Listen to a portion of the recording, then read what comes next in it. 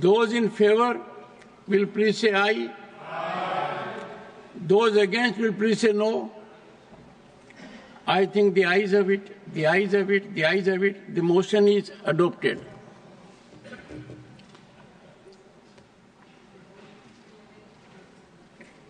Honorable members, I have received notices under Rule 267. The notice of Sri Sanjay Singh demands discussion over alleged lapse of Election Commission in issuance of multiple duplicate elector photo identity cards across the country. Sri, एक second. Yes, sir. Given a short duration discussion, sir, you can allow in that because already we have raised 0 hour. Yes. Kindly give a permission for a short duration discussion. We will be very pleased. Please, sir. You were reading, sorry. The notice of Sri Maha Abhiyan in West Bengal. One communication received not in accordance with rules is not being considered. Honorable members are fully aware of the contours and elements that are required for consideration of these notices. Having carefully gone through that and taking note of detailed ruling imparted earlier, in spite of best intentions at my level, I have not been able to persuade myself to accord acceptance, as these issues can be easily, effectively, and impactfully raised during the listed business during the course of the session. Yes, Derek O'Brien. Sir, I'm on Rule 29 with a request to you, sir. In the period you were unwell, we're happy to see you back, that there was a broad consensus even at a BAC that a short duration discussion across would be one of the subjects, as my colleague had said, and one of the subjects was the epic duplication of voter cards. Sir, nobody here wants to... Also delimitation. And I will say, Bhaiya, let me finish speaking now. On the duplication of epic cards and the election commission. Sir, it is not anyone's intention. One is on epic, sir, and another is on delimitation. No. Sir, it is not anyone's intention to disrupt this House, even when the Minister is passing a railway budget during a discussion. So we want the House to run. Members have very important issues to raise in 0 hour, sir. Kind consideration, short duration discussion on this issue, sir. Thank you. Honorable members. Yes. Honorable members. Honorable members. Honorable members, it is very soothing, because if the House is in order, the productivity goes up, expectations of the people are fulfilled, and deliberations in accordance with rules go a long way in helping the government also and making people aware of the ground reality. I will confer with leaders of the parties and come back to the House at the earliest.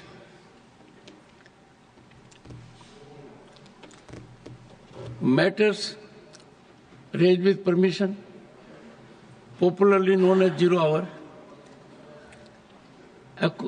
I recollect my days when I started my parliamentary career in '89. Then we used to have heroes of 0 hour. 0 hour then was not very regulated. Fortunately, over the years, this has developed as an institution and evolved as a structured mechanism. Shri Imran Pratap Gadi demand to restart UPSC Residential Coaching Center at Hajj House, Mumbai. धन्यवाद सभापति महोदय। मैं आज इस सदन में खड़ा होकर हाशिए पर मौजूद देश के लाखों SC, ST और माइनॉरिटी के छात्रों की तरफ से यूपीए की चेयरपर्सन रही श्रीमती सोनिया गांधी जी और पूर्व प्रधानमंत्री डॉक्टर मनमोहन सिंह साहब को सैल्यूट करूंगा, जिनकी कोशिशों से सच्चर कमेटी की सिफारिशों के बाद 2009 में कोचिंगों के अभाव में प्रतियोगी परीक्षाओं में हिस्सा न ले पाने वाले SC, ST और माइनॉरिटी के छात्रों के लिए रेजिडेंशियल कोचिंग एकेडमी शुरू की गई थी। डॉक्टर भीमराव अंबेडकर यूनिवर्सिटी, मानू हैदराबाद, AMU अलीगढ़, जामिया हमदर्द और जामिया मिल्लिया यूनिवर्सिटी में दूर दराज गांव से आने वाले बच्चों ने महंगी UPSC कोचिंगों के बजाय भारत सरकार की रेजिडेंशियल कोचिंग एकेडमी में एडमिशन लेना शुरू किया और उनके प्रतियोगी परीक्षाओं में जाने के सपने पूरे होने लगे। इसी से प्रभावित होकर मुंबई के हज हाउस में 2009 में एक कोचिंग सेंटर शुरू किया गया, जिसके लिए सरकार से कोई फंड नहीं लिया गया, बल्कि हाजियों के रजिस्ट्रेशन फीस और सर्विस चार्जेस से बनने वाले हज कमेटी के कॉर्पस के एक हिस्से से इसे शुरू किया गया। तकरीबन 10 साल शानदार तरीके से चलने वाले इस कोचिंग सेंटर के रिजल्ट भी बढ़िया रहे। कई IAS दिए, IPS दिए, महाराष्ट्र की स्टेट सर्विसेज में बच्चे सेलेक्ट होने लगे। फिर आया कोविड, पहले सीटें घटाई गईं और फिर तत्कालीन अल्पसंख्यक मंत्री महोदया को मौका मिला और उन्होंने 2023 में इस कोचिंग सेंटर को बंद कर दिया। वो सैकड़ों छात्र जो हर साल इस कोचिंग सेंटर से फायदा उठा रहे थे, एक झटके में उनके सपने चकनाचूर कर दिए गए। सभापति महोदय, मैं जब देश के प्रधानमंत्री को प्रोटोकॉल तोड़ के कतर के अमीर शेख तमीम को रिसीव करते हुए देखता हूं, जब मैं सऊदी के क्राउन प्रिंस मोहम्मद सलमान को प्रधानमंत्री जी को गले लगाते हुए देखता हूं, तो सोचता हूं कि काश प्रधानमंत्री जी अपने देश के गरीब भारतीय मोहम्मद सलमान और मोहम्मद तमीम को इसी तरह अपने पन का एहसास दिला पाते। कभी मैं जब प्रधानमंत्री जी को शेख हसीना जी को प्रोटोकॉल तोड़ के रिसीव करते देखता हूं, तो मैं सोचता हूं कि कभी प्रधानमंत्री जी अपने देश की बेटी बिल्किस को भी इसी तरह से अपने पन का एहसास दिला पाते। कभी कैब भोपाली ने कहा था, ये दाढ़ियां, ये तिलकधारियां नहीं चलती, हमारे अहद में मक्कारियां नहीं चलती, दिलों को हम कबीले वालों के दिल जोड़िए मेरे सरदार, सरों को काट के सरदारियां नहीं चलती। सभापति महोदय, मेरा अल्पसंख्यक मंत्रालय से अनुरोध है कि हाजियों के पैसे से चलने वाले हज हाउस कोचिंग के कोचिंग सेंटर को फिर से शुरू किया जाए। न सिर्फ शुरू किया जाए बल्कि उसकी सीटें भी बढ़ाई जाएं। जब पैसा सरकार को नहीं देना है बल्कि हाजियों का जो कॉर्पस सैकड़ों करोड़ रुपए के रूप में इकट्ठा है, उससे इसको चलना है कोचिंग सेंटर को, तो फिर इस कोचिंग सेंटर को चलाने में और देश के बाकी हज हाउसेज में इसे शुरू करने से सरकार को परेशानी क्या है। मेरा अनुरोध है, यहां मंत्री महोदय बैठे हैं, अल्पसंख्यक मंत्री, कि कृपया संज्ञान लें। देश के लाखों छात्र आपसे हम गुजारिश कर रहे हैं। Shrimati Sonia Gandhi concerns over the dilution of employment guarantee under MNREGA. Honorable Chairman, thank you for giving me the opportunity to speak on a most important issue. I wish to draw the attention of this House to an issue of urgent national importance, the right to employment under the Mahatma Gandhi National Rural Employment Guarantee Act, Mahatma Gandhi NREGA, also known as MNREGA, enacted by the then UPA government in 2005 under the leadership of Prime Minister Dr. Manmohan Singh ji. This landmark legislation has been a crucial safety net for millions of rural poor.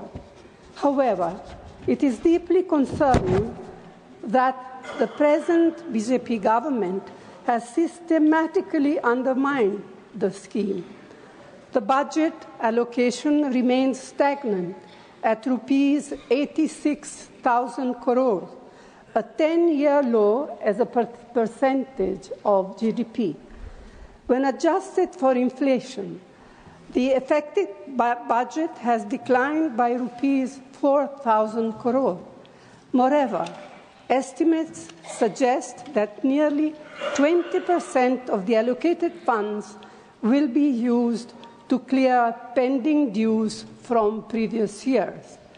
Additionally, the scheme faces multiple challenges, including the exclusionary Aadhaar-based payment system, and the national mobile monitoring system, persistent delays in wage payments, and wage rates not adequate to compensate for inflation.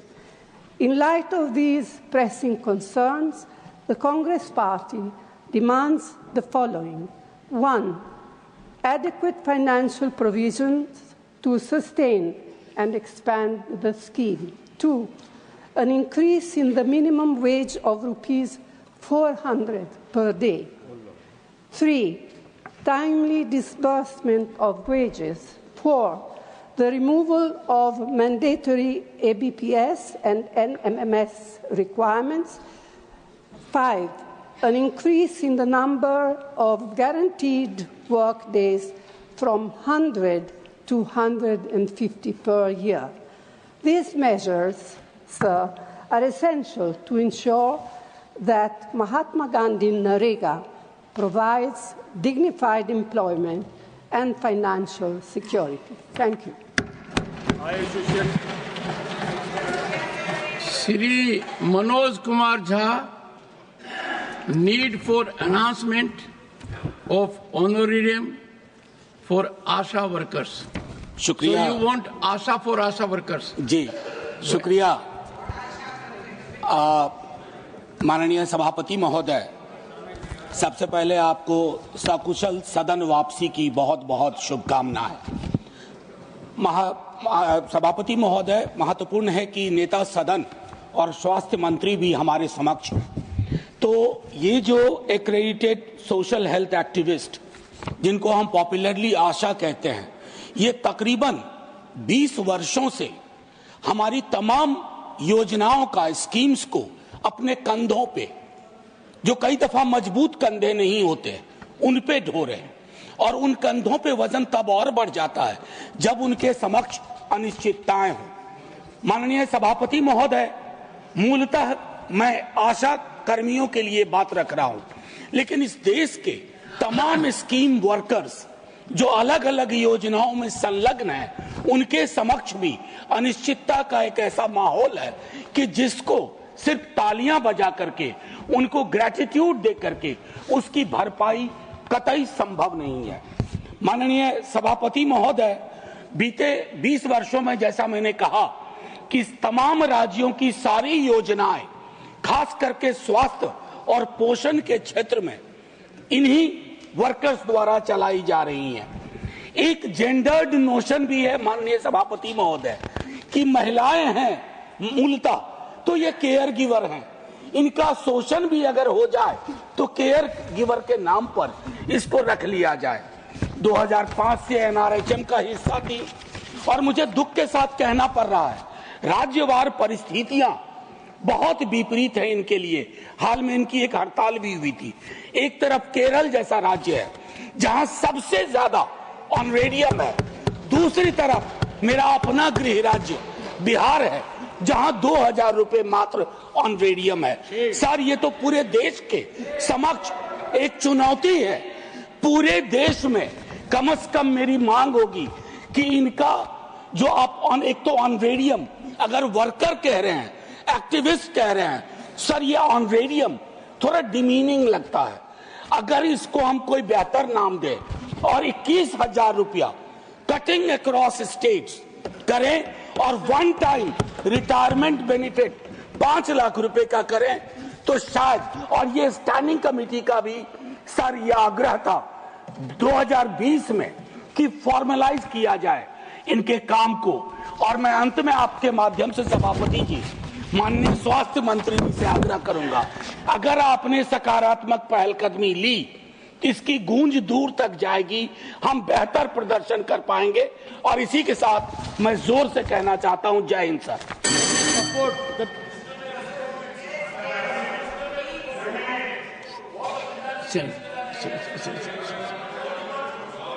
John Britas, such a pious sentiment was expressed, let the house run according to rules.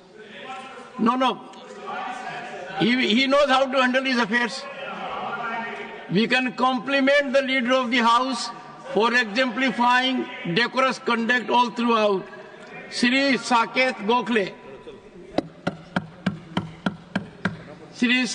Gokhale demand for conferring the Bharat Ratna Award posthumously on the late Shri T.N. Seshan, former Chief Election Commissioner. Thank you, Chairman, sir. So T.N. Seshan was the 10th Chief Election Commissioner of India, and he redefined the way in which the Election Commission of India functions. So Mr. Seshan was a fiercely independent election commissioner. His famous quote, which is, "I eat politicians for breakfast," showed that he worked without fear or favor and upheld the independence and dignity of the Election Commission. Sir, I'll state a few reasons as to why it is extremely important that our country honor T.N. Seshan with the Bharat Ratna. First reason, sir, T.N. Seshan's independence gave a strong image to the ECI, which is the constitutional body. So today, election commissioners are appointed directly by the government with a majority vote of PM Modi and PM Shah and Home Minister Shah on the selection panel. Neither the Chief Justice of India, which is the judiciary, nor the leader of opposition, which is the legislature, have any say in the appointments. The ECI has now become a government-appointed body. T.N. Seshan would not approve of this. Second reason, sir, T.N. Seshan strictly enforced the Model Code of Conduct and made it a powerful tool for free and fair elections. Sir, in the last Lok Sabha elections, we saw how the MCC was shredded by PM Modi when he went around the country making some extremely communal and polarizing speeches. So media owners capitulated to the PM, and he gave 80 interviews during the course of the election, while no other opposition leader got that kind of coverage. So the ECI has constantly refused to act on Model Code of Conduct despite repeated violations by the BJP and PM Modi. So the third reason, and this is the most important reason, sir, so T.N. Seshan, and this is important for everyone to know in the government especially, T.N. Seshan created the epic cards, envisaged the identity, the voter ID cards were envisaged by T.N. Seshan. So he envisaged them as being a unique electoral ID for every Indian.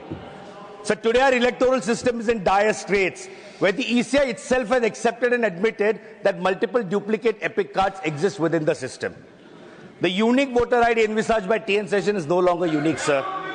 So what is shocking is that ECI was aware of this major scam, but they did not do anything about it until it was raised by my leader Mamata Banerjee on 27th of February. So what is even more shocking, sir, is the ECI now says that they will resolve this issue within 90 days. So the Election Commission still hasn't disclosed how many duplicate epics even exist in India. How are they going to resolve this in 90 days, sir? So we have expressed concerns. Delhi elections, about 8 lakh new voters were added. Maharashtra, 39 lakh new voters were added. How is this possible, sir? So under T.N. Seshan, the EC was independent. And we need to give him Bharat Ratna, sir, to remind the Election Commission today that it is a free body, it is a constitutional body, and they must function independently, sir. Thank you. Election Commission is a constitutional body. No comment on Election Commission, please. Srimati Maya Narnolia demand to increase effectiveness of one-stop center service number in Madhya Pradesh. Please. माननीय उपसभापति महोदय, मैं आपका धन्यवाद देती हूं कि आपने इस महत्वपूर्ण विषय पर बोलने के लिए मुझे अवसर प्रदान किया। माननीय उपसभापति महोदय, मैं इस सदन के माध्यम से माननीय महिला एवं बाल विकास मंत्री जी का ध्यान वन स्टॉप सेंटर की ओर आकर्षित करना चाहती हूं। माननीय उपसभापति महोदय, पूरे भारत देश में अभी तक 878 वन स्टॉप सेंटर खोले गए हैं, जिसमें से 802 वर्तमान में कार्यरत हैं। मध्य प्रदेश में 64 वन सेंटर खोले गए हैं, जिसमें से 57 वर्तमान में कार्यरत हैं। माननीय उपसभापति महोदय जी, मैं इस सदन के माध्यम से माननीय मंत्री जी से यह निवेदन करती हूं कि यह वन स्टॉप सेंटर को hospital, police station, railway station एवं अन्य सार्वजनिक स्थानों पर रणनीतिक रूप से स्थित हों, ताकि आसान पहुंच सुनिश्चित हो सके। माननीय उपसभापति महोदय जी, इन केंद्रों के कर्मचारियों को जरूरतमंद महिलाओं को प्रभावी सहायता करने के लिए पर्याप्त प्रशिक्षण की बहुत आवश्यकता है, वो प्रशिक्षण मिलना बहुत जरूरी है। इसके अलावा इन केंद्रों की पहुंच बढ़ाने के लिए एक व्यापक जागरूकता कार्यक्रम लागू करने की तत्काल आवश्यकता है। ऐसी पहलों से जनता को वन स्टॉप सेंटर OSC द्वारा दी जाने वाली सेवाओं के बारे में शिक्षित किया जाए, जिससे अधिक से अधिक महिलाएं इन आवश्यक सेवाओं का उपयोग करने के लिए प्रोत्साहित होंगी। इससे उनकी सुरक्षा और कल्याण में महत्वपूर्ण योगदान मिलेगा। माननीय मंत्री जी से आग्रह करती हूं कि वे मध्य प्रदेश में वन स्टॉप सेंटर की प्रभावकारिता और नंबर बढ़ाने के लिए इन उपायों पर विचार करें।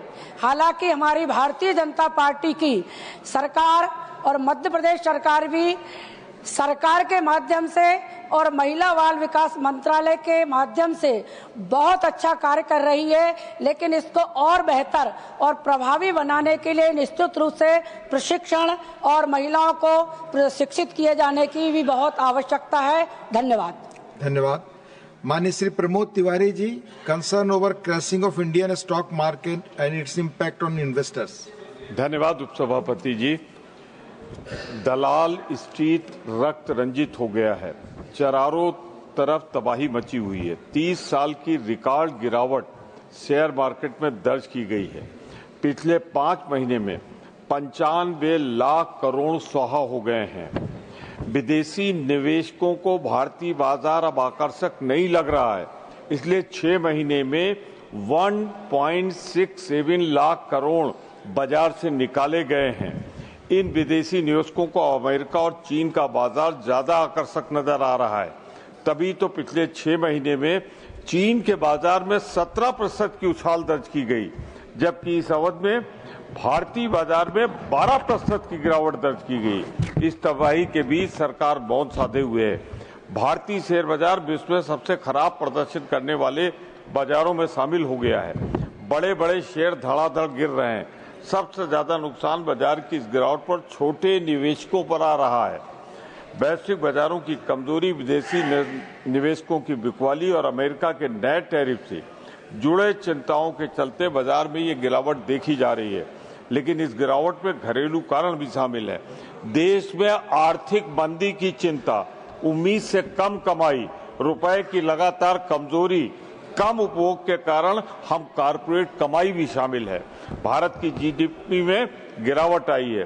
अर्थशास्त्रियों का कहना है कि वित्त वर्ष 2025 की GDP वृद्धि RBI और NSO के पूर्वांक से कम रहेगी, क्योंकि वित्तीय वर्ष की पहली 3 तिमाहियों में आर्थिक विकास तुलनात्मक रूप से धीमा है। रुपए की कमजोरी ने विदेशी पूंजी निकास को बढ़ा दिया है, जिससे बाजार की धारणा पर और दबाव पड़ा है। दिसंबर जनवरी महीने में 1 करोड़ से ज्यादा लोगों ने SIP बंद कर दी है।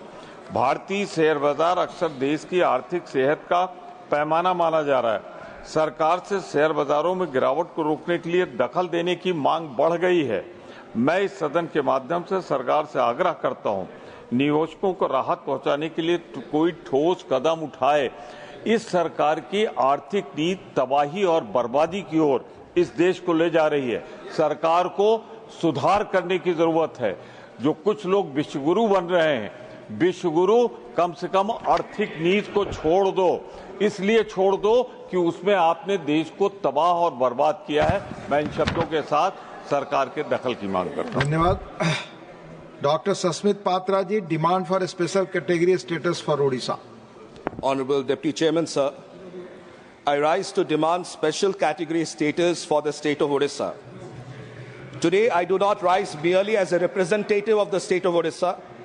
I rise as the conscience of a state that has powered India's progress, borne nature's fury, and stood tall time and again without ever faltering. Odisha does not seek sympathy. It is demanding justice, justice long overdue. For over 2 decades, under the indomitable leadership of Shri Naveen Patnaik ji, Odisha has made a dignified, consistent and rightful demand for special category status. We have not raised our voice in anger. We have raised it in reason. But reason, when ignored for too long, must thunder. Odisha is the pillar of India's growth, the shield against nature's wrath. Odisha is the engine room of India's economy. Our coal powers industries. Our minerals build India's infrastructure. Our ports connect India to the world. Yet Odisha stands vulnerable, Honorable Deputy Chairman, sir, year after year, storm after storm. Super cyclone, Phylin, Fani, Amphan, Yas, the names change, but the destruction continues of Odisha. While Odisha fuels India's rise, Odisha alone bears the brunt of devastation. Is this the federal vision enshrined in our constitution? Is this the idea of cooperative federalism we speak of? Fairness is not a favor. Recognition is not a request. Special category status for Odisha is not an indulgence.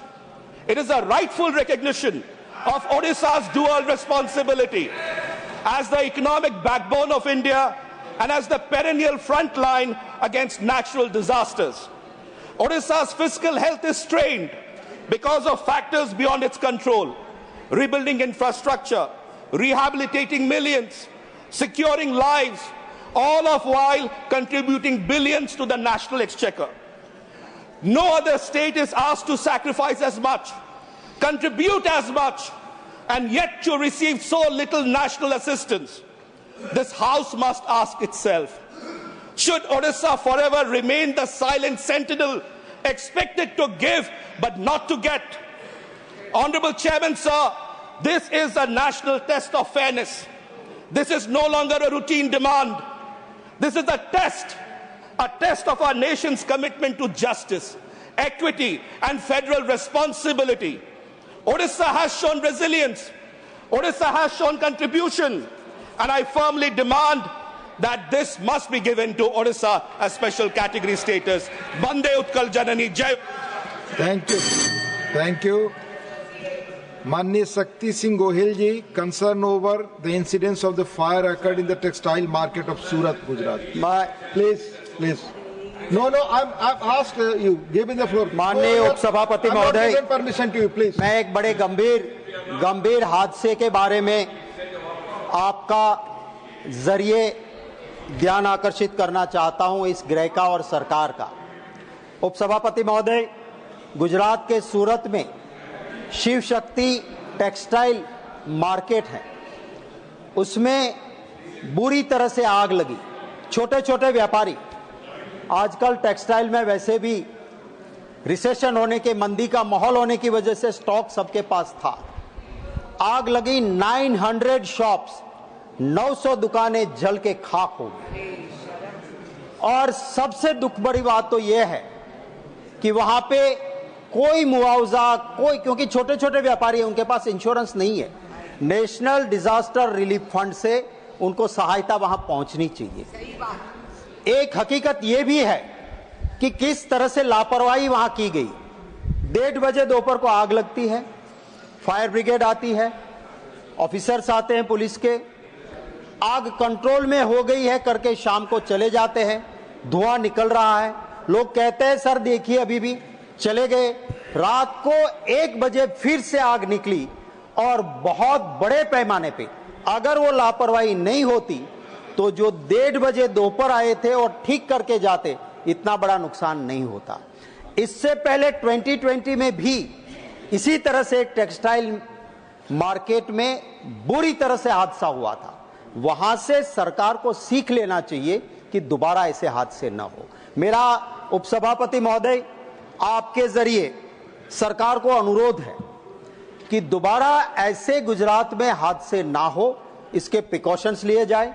मेरे एक fire विभाग से जुड़े हुए अधिकारी से बात हुई, वो कहते हैं सर तक्षशिला में पहले जो हुआ, इसके बाद ये भी हुआ, यहां पे हमें फायर के वक्त जब सिंथेटिक चीजें हैं तो उसके लिए एक स्पेशल केमिकल आता है, वो पानी में मिला के लगाना चाहिए, उसका पूरा स्टॉक हमारे पास नहीं था।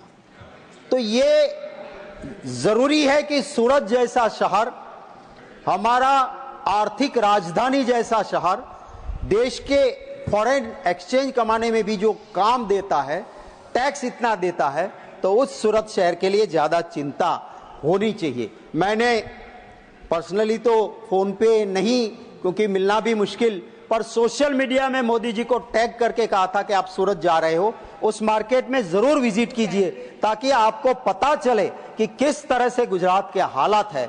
बदकिस्मती से वहां रोड शो हुआ, गए, पर उस टेक्सटाइल मार्केट को उन्होंने देखा नहीं है। मैं आपके जरिए सरकार से गुजारिश करता हूं कि ये छोटे व्यापारी है, उनकी चिंता की जाए और उनको मुआवजा दिया जाए। धन्यवाद। Dr. Kalpana Saini ji, demand to strengthen the sports infrastructure in Uttarakhand and to develop it as a hub for international sports events. धन्यवाद सर। माननीय सभापति महोदय, उत्तराखंड अपनी प्राकृतिक सुंदरता, आध्यात्मिक महत्व और वीरता के लिए पूरे भारत में प्रसिद्ध है। कई प्रमुख तीर्थस्थल और मंदिर होने के कारण इसे देवभूमि भी कहा जाता है। हाल में राष्ट्रमंडल खेलों के सफल आयोजन के बाद उत्तराखंड की पूरे देश में सराहना हो रही है। खिलाड़ियों के शानदार प्रदर्शन, इको फ्रेंडली आयोजन और मजबूत इंफ्रास्ट्रक्चर ने साबित कर दिया कि उत्तराखंड सिर्फ देवभूमि ही नहीं बल्कि खेल भूमि बनने की ओर भी अग्रसर है। यहाँ के युवाओं में खेलों के प्रति उत्साह और क्षमता देखते हुए यह आवश्यक हो गया है कि राज्य को अंतर्राष्ट्रीय खेल आयोजन के केंद्र के रूप में विकसित किया जाए। राष्ट्रीय खेलों का आयोजन एक भारत श्रेष्ठ भारत की अवधारणा को मजबूत करते हुए भारत की संस्कृति, परंपराओं और खेल प्रतिभा का उत्सव मनाने का एक प्रभावी मंच है। भारत तेजी से दुनिया की तीसरी सबसे बड़ी आर्थिक शक्ति बनने की ओर अग्रसर है। इस लक्ष्य में खेल अर्थव्यवस्था एक प्रभावी भूमिका निभा रही है। भारत को वर्ष 2047 तक विकसित भारत बनाने के लिए खेलों के प्रति एक सुव्यवस्थित और सहयोगात्मक दृष्टिकोण की आवश्यकता है। प्रधानमंत्री श्री नरेंद्र मोदी जी के नेतृत्व में एनडीए सरकार 2036 ओलंपिक की मेजबानी के अधिकार प्राप्त करने के लिए पूरी प्रतिबद्धता और ऊर्जा के साथ इच्छा रखती है।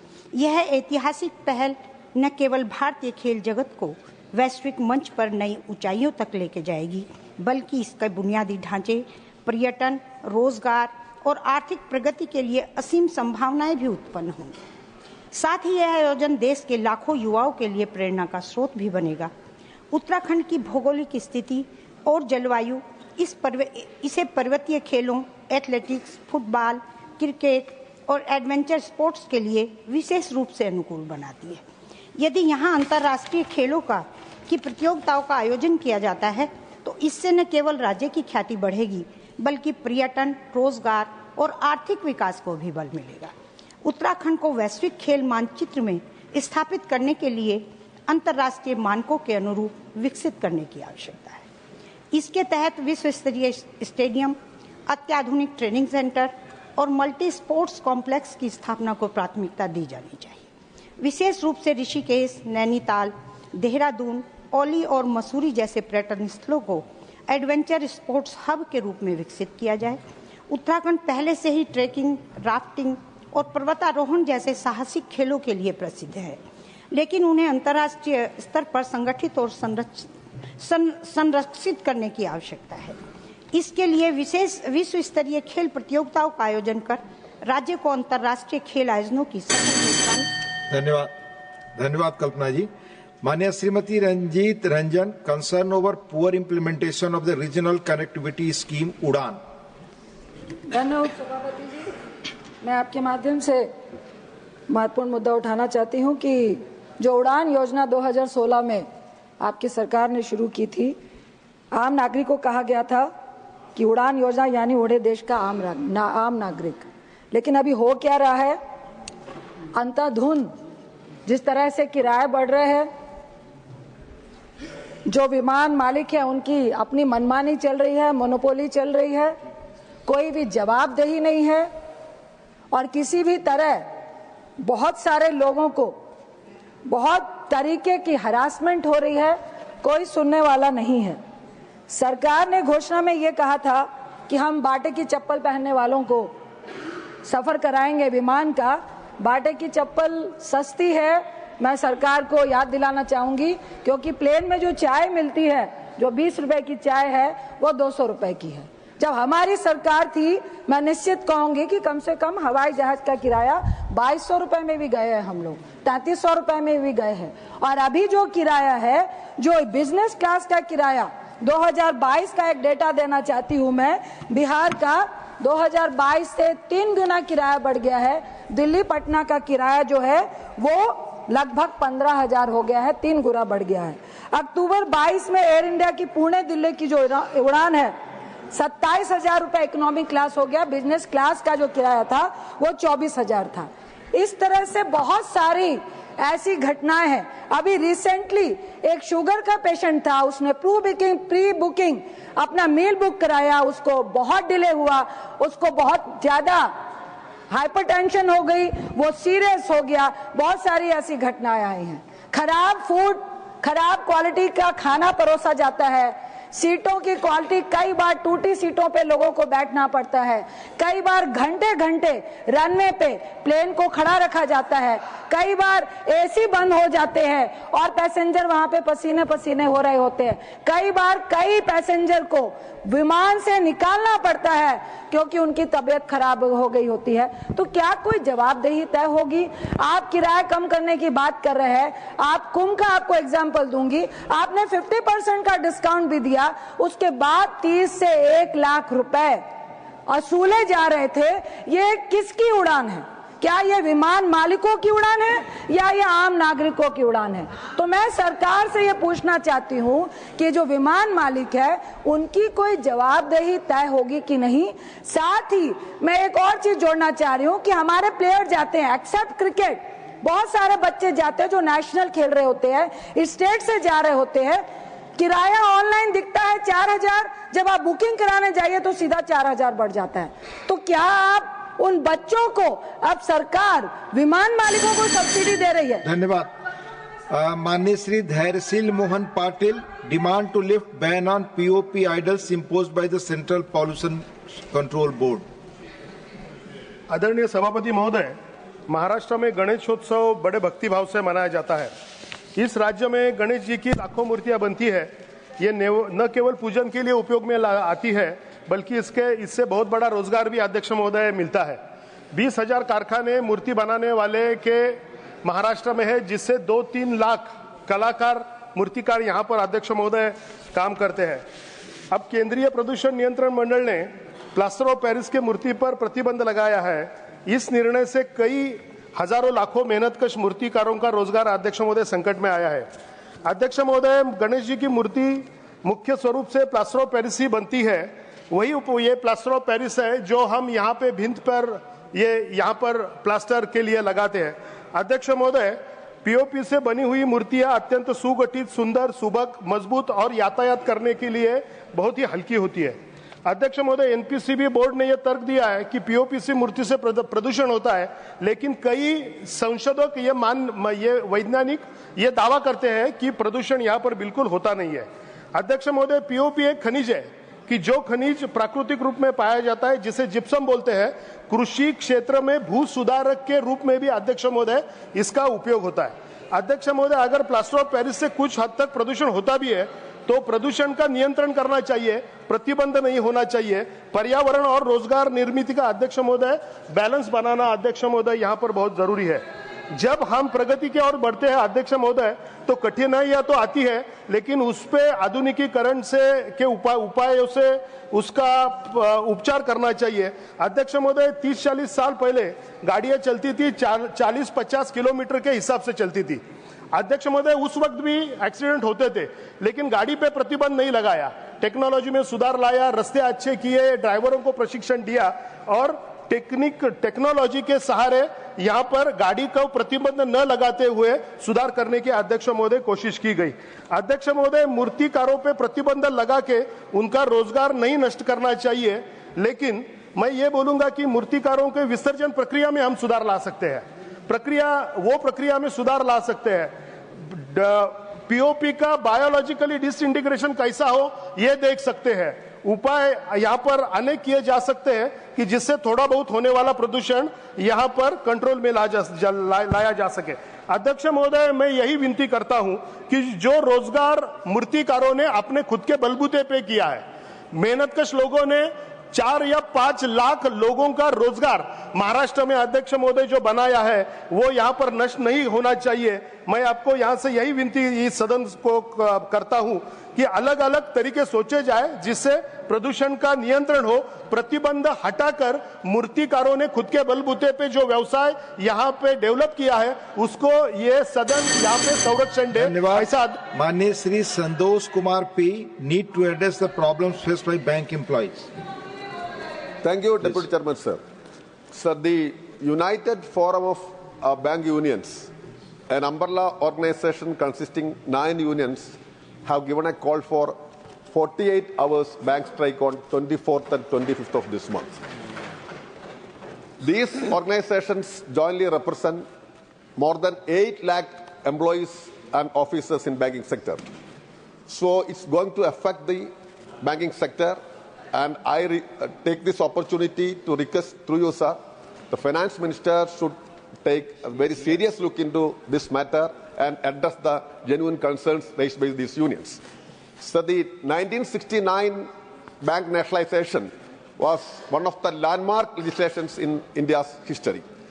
Now coming to the point, sir, the bank employees, especially in public sector banks, are facing a lot of problems. The number one issue is the shortage of adequate number of staffs in public sector banks.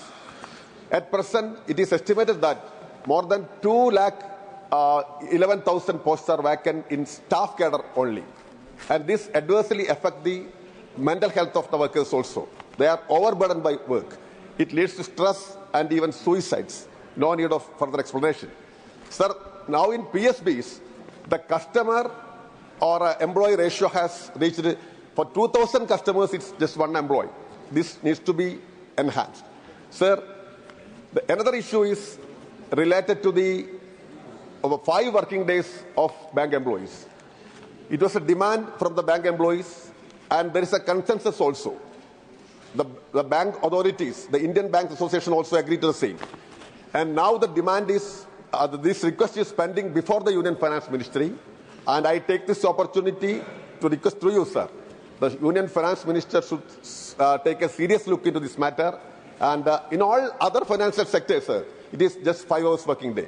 In RBI, it's 5 hours, and other insurance sector is 5 days. Sorry, 5 days. I'm sorry, 5 days in a week, and 5 days insurance companies also. And this should be applicable to the banking sector also. So, sir, and there are many other genuine demands raised by these unions, and I take this opportunity to once again demand that these genuine demands must be seriously dealt by the finance minister, and there must be a serious attempt to genuinely settle the issues of the banks workers. Thank you. Thank you. Mane Shri Anil Kumar Yadav Mandadi, demand to establish an Indian Institute of Management in Hyderabad, Telangana. Thank you, Deputy Chairman, sir. Sir, I would like to bring to your kind attention to a long-pending demand of establishment of Indian Institute of Management, IIM, in Hyderabad, Telangana. Sir, I come from city of Hyderabad, which is the capital of India's youngest state, Telangana. Sir, Hyderabad is also called Mini India due to its diverse population representing different states, languages, and religions. Sir, as per Andhra Pradesh Reorganization Act Bill, the central government shall take up all necessary measures to ensure establishment of IIM in the state of Telangana. Sir, Hyderabad is home to prestigious institutions such as IIT, ISB, NALSAR, IIIT, and central universities, making it an ideal ecosystem for IIM. The city has strong industrial sectors like IT, pharmaceutical, biotech, and finance, which could greatly benefit from IIM through research, collaborative startup, and leadership development. Sir, India currently has 21 IIMs institutions that have produced some of the finest leaders in business, finance, and policy making. However, despite of being a major economic and educational hub, Telangana still does not have an IIM. This is significant oversight in national educational planning. Sir, The absence of IIM in Telangana forces many students, especially from economical, weaker and rural backgrounds, to migrate other states, increasing their financial burden. Additionally, Telangana loses out on economical opportunities, jobs and industries partnerships that such an institution would generate. Sir, Telangana deserves the chance to nurture young leaders and drive innovations in business and governments. So the government have been again and again been given representation from the state of Telangana, but unfortunately the government is not looking into the matter and not responding, sir. Hence, I agree upon the government to take immediate steps to set up an Institute of Management IIM in the state of Telangana. Sir. Thank you. धन्यवाद. माननीय Shrimati Seema Dwivedi ji, demand for construction of an underpass between Janghai Pratapgarh block and Janghai Nibhaypur railway station of Uttar Pradesh. माननीय उपसभापति महोदय, जंघई प्रतापगढ़ खंड पर निभापुर Janghai railway station के मध्य kilometre 854/01 पर संपार अथवा अंडरपास के बनवाए जाने के संबंध में महोदय, जंघई प्रतापगढ़ रेलवे लाइन का दोहरीकरण निकट भविष्य में होना है. ग्रामवासियों का रेल के उत्तर एवं दक्षिणी छोर पर निवास है. पिच रोड बीच में होने के कारण कई गांवों को यह मार्ग जोड़ता है. इसी मार्ग से कई गांवों को आना जाना पड़ता है. इस स्थान पर कृषि कार्य हेतु कोई साधन आने जाने में नहीं है, जिससे बहुत दिक्कतों का सामना करना पड़ता है. यहाँ तक कि कोई भी कार्य करने के लिए ग्रामवासियों को 10 किलोमीटर का चक्कर लगाना पड़ता है, जिससे बार बार कोई भी कृषि कार्य करने में बहुत दिक्कतों का सामना करना पड़ता है. अगर कोई व्यक्ति बीमार हो गया तो सब टैंक को बार बार क्रॉस करना पड़ता है, जिससे आए दिन दुर्घटना होती रहती है. महोदय, अतः मैं सरकार का ध्यानाकर्षण करना चाहती हूं कि ग्राम सभा नडार में 854/0-01 पर अंडरपास बनवाने की कृपा करें, ताकि जनमानस को सुविधा मिल सके. धन्यवाद. धन्यवाद. माननीय Shri Sanjay Yadav ji, demand to open new Kendriya Vidyalaya Jawahar Navodaya Vidyalaya in state of Bihar. Thank you deputy chairman sir. Sir, हाल ही में भारत सरकार द्वारा देश भर के विभिन्न राज्यों और केंद्र शासित प्रदेशों में 85 केंद्रीय विद्यालय और 28 जवाहर नवोदय विद्यालयों की स्थापना की स्वीकृति दी गई. मैं सदन का ध्यान इस ओर केंद्रित करना चाहूँगा महोदय. इन 85 केंद्रीय विद्यालयों और 28 जवाहर नवोदय विद्यालयों में से बिहार को एक भी केंद्रीय विद्यालय और जवाहर विद्यालय नहीं दिया गया. बिहार देश की सब तीसरे नंबर पे, जनसंख्या के आधार पर बिहार तीसरे नंबर पे है. देश की लगभग 10% आबादी बिहार में रहती है, यानी हर 10वां भारतीय बिहार से है. लेकिन इसके बावजूद भी बिहार की अनदेखी करना सर, ये कहीं से वाजिब प्रतीत नहीं होता है. महोदय, अगर ऐसे राज्यों की सूची बनाई जाए जहां प्रति 1 लाख व्यक्ति के अनुपात में अगर केंद्रीय विद्यालयों, सबसे कम केंद्रीय विद्यालय अगर कहीं होंगे तो वो बिहार में है. और अकेले पटना जिला को छोड़ के बाकी जिला में 1 से अधिक केंद्रीय विद्यालय नहीं है. पूर्णिया में तो केंद्रीय विद्यालय की अपनी बिल्डिंग तक नहीं है महोदय. उप सभापति महोदय, बिहार देश के सबसे पिछड़े राज्यों में से एक है. देश में सबसे कम साक्षरता दर बिहार में है. महिलाओं की साक्षरता दर में भी बिहार सबसे कम है, नीचे है. मल्टी डायमेंशनल पॉवर्टी इंडेक्स में बिहार सबसे नीचे है. नीति आयोग के एसडीजी इंडेक्स में बिहार सबसे नीचे है. ग्रोस एनरोलमेंट रेशियो में बिहार सबसे नीचे है. ग्रामीण क्षेत्रों में सबसे कम साक्षरता दर बिहार में है. देश में सर्वाधिक निरक्षरता बिहार में है. स्कूल ड्रॉप आउट रेट सबसे अधिक बिहार में है. तो महोदय, समुचित विकास एवं औद्योगिकरण के अभाव में शिक्षा ही एकमात्र ऐसा साधन है, ऐसा रास्ता है जिससे बिहार जैसे राज्य को पिछड़ेपन और गरीबी के दुष्चक्र से निकाल के हम प्रगति पथ पर ले जा सकते हैं. और कम खर्च पर गुणवत्तापूर्ण शिक्षा सुनिश्चित करने के लिए बिहार में केंद्रीय विद्यालय और जवाहर नवोदय विद्यालयों की अधिक से अधिक आवश्यकता है. महोदय, हम जानना चाहते हैं कि जवाहर नवोदय विद्यालय और केंद्रीय विद्यालय स्थापित करने का क्राइटेरिया क्या है. अगर बिहार में सबसे कम साक्षरता दर है, सबसे कम महिला साक्षरता दर है, सर्वाधिक निरक्षरता दर है, सबसे अधिक स्कूल ड्रॉप आउट रेट है, ग्रोस एनरोलमेंट रेशियो सबसे कम अगर बिहार में है, अगर ये पैमाना माना जाए तो सबसे अधिक केंद्रीय विद्यालय और जवाहर नवोदय विद्यालय बिहार को मिलना चाहिए, लेकिन यहाँ उल्टा हो रहा है। हर 10वां भारतीय बिहारी है, तीसरी सबसे अधिक जनसंख्या बिहार की है, फिर भी आप बिहार को एक केंद्रीय विद्यालय और जवाहर नवोदय नहीं देना चाहते। मैं आपके माध्यम से सरकार से पूछना चाहता हूं कि बिहार को इसमें उपेक्षित क्यों रखा गया। तो महोदय, मैं मांग करता हूं सरकार से कि बिहार में अधिक से अधिक केंद्रीय विद्यालय और जवाहर नवोदय विद्यालय की स्थापना की जाए। आपका बहुत बहुत धन्यवाद। धन्यवाद। माननीय Shri Mujibullah Khan demand to take steps to restore and upgrade CPRI testing infrastructure. धन्यवाद अध्यक्ष महोदय। मैं देश के एक महत्वपूर्ण विषय को आज उठाना चाहता हूं। माननीय वित्त मंत्री भी यहाँ मौजूद है, ये मेरे लिए बहुत खुशनसीबी है कि उनको भी पता चले कि वो जो रुपया सैंक्शन करते हैं उसका कैसा दुरुपयोग हो रहा है। Central power research institute CPRI ये 1960 में बना था। इलेक्ट्रिकल इक्विपमेंट्स जो हमारे देश में बनता है उसको टेस्टिंग किया जाता है, सर्टिफिकेट दिया जाता है, सर्टिफिकेशन दिया जाता है उसका, ताकि उसको उपयोग में लाया जाए। लेकिन अध्यक्ष महोदय, पिछले 15 साल से वो इंस्टीट्यूट का जो मिशन है, सिंथेटिक लेबोरेटरी मिशन है, जो फंक्शनिंग होना चाहिए वो नहीं होकर बंद पड़ा है, खराब हो गया है। जब एनर्जी कमेटी, हमारा स्थायी कमेटी का वहां हम लोग गए थे उस सेंटर को, रिसर्च सेंटर को, तो हम लोग ने जानना चाहा कि वो रिपेयर क्यों नहीं हो रहा है। तो उन लोगों ने कहा कि कोई मैकेनिक नहीं मिल रहा है उसको रिपेयर करने के लिए। मैं बोला, अरे भाई, हमारा देश चांद में जाके पहुंच गया, तुमको मैकेनिक नहीं मिल रहा है। उसका मेन कारण, असली कारण यह है अध्यक्ष महोदय कि उस इंस्टीट्यूट का कोई अधिकारी वहां से नौकरी छोड़ के विदेश में जाकर नौकरी कर रहा है दूसरे कंपनी में। इसीलिए हमारा टेस्टिंग के लिए विदेश को जाना पड़ता है, छोटे छोटे एंटरप्रेन्योर को विदेश लेके जाना पड़ता है। इलेक्ट्रिकल इक्विपमेंट्स को टेस्ट करने के लिए विदेश लेके जाना पड़ता है।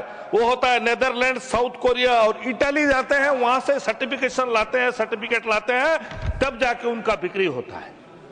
केंद्र सरकार 2021 में 40 करोड़ रुपया सैंक्शन किए हैं वो रिपेयर करने के लिए। मैं वित्त मंत्री यहां पर मौजूद है, उनका ध्यान आकर्षण करना चाहता हूं कि 40 करोड़ रुपया 1921 में दे चुके हैं रिपेयर के लिए, लेकिन आज तक रिपेयर नहीं हो पाया, आज तक रिपेयर नहीं हो पाया। अध्यक्ष महोदय, इसका असली कारण है जो अधिकारी यहां छोड़ के वो बाहर के प्राइवेट कंपनी में नौकरी कर रहा है, वो वहां बुला के कमीशन देता है और लेता है। इसी के कारण आज तक इसको रिपेयर नहीं किया जा रहा है। मैं केंद्र सरकार के आपके माध्यम से अनुरोध करना चाहता हूं, मैं डिमांड करना चाहता हूं कि जल्द से जल्द उसको रिपेयर किया जाए और हमारे देश के जो पब्लिक इंटरप्राइजेस, जो छोटे छोटे इंडस्ट्री किए हैं इलेक्ट्रिकल इक्विपमेंट्स का, उन लोग को मौका दिया जाए ताकि वो देश में टेस्टिंग कराए और खर्चा से बचे।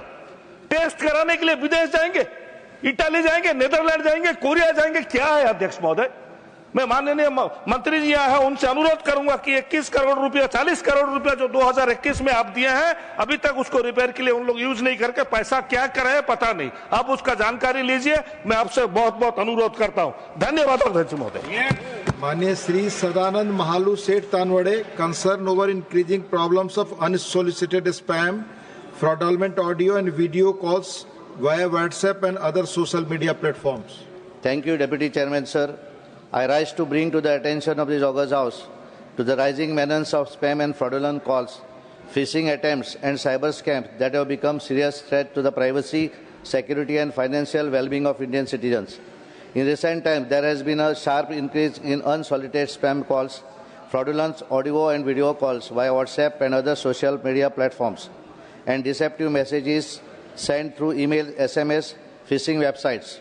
These fraudulent activities are being carried out by individuals falsely representing themselves as legitimate financial institutions, government agencies and law enforcement authorities.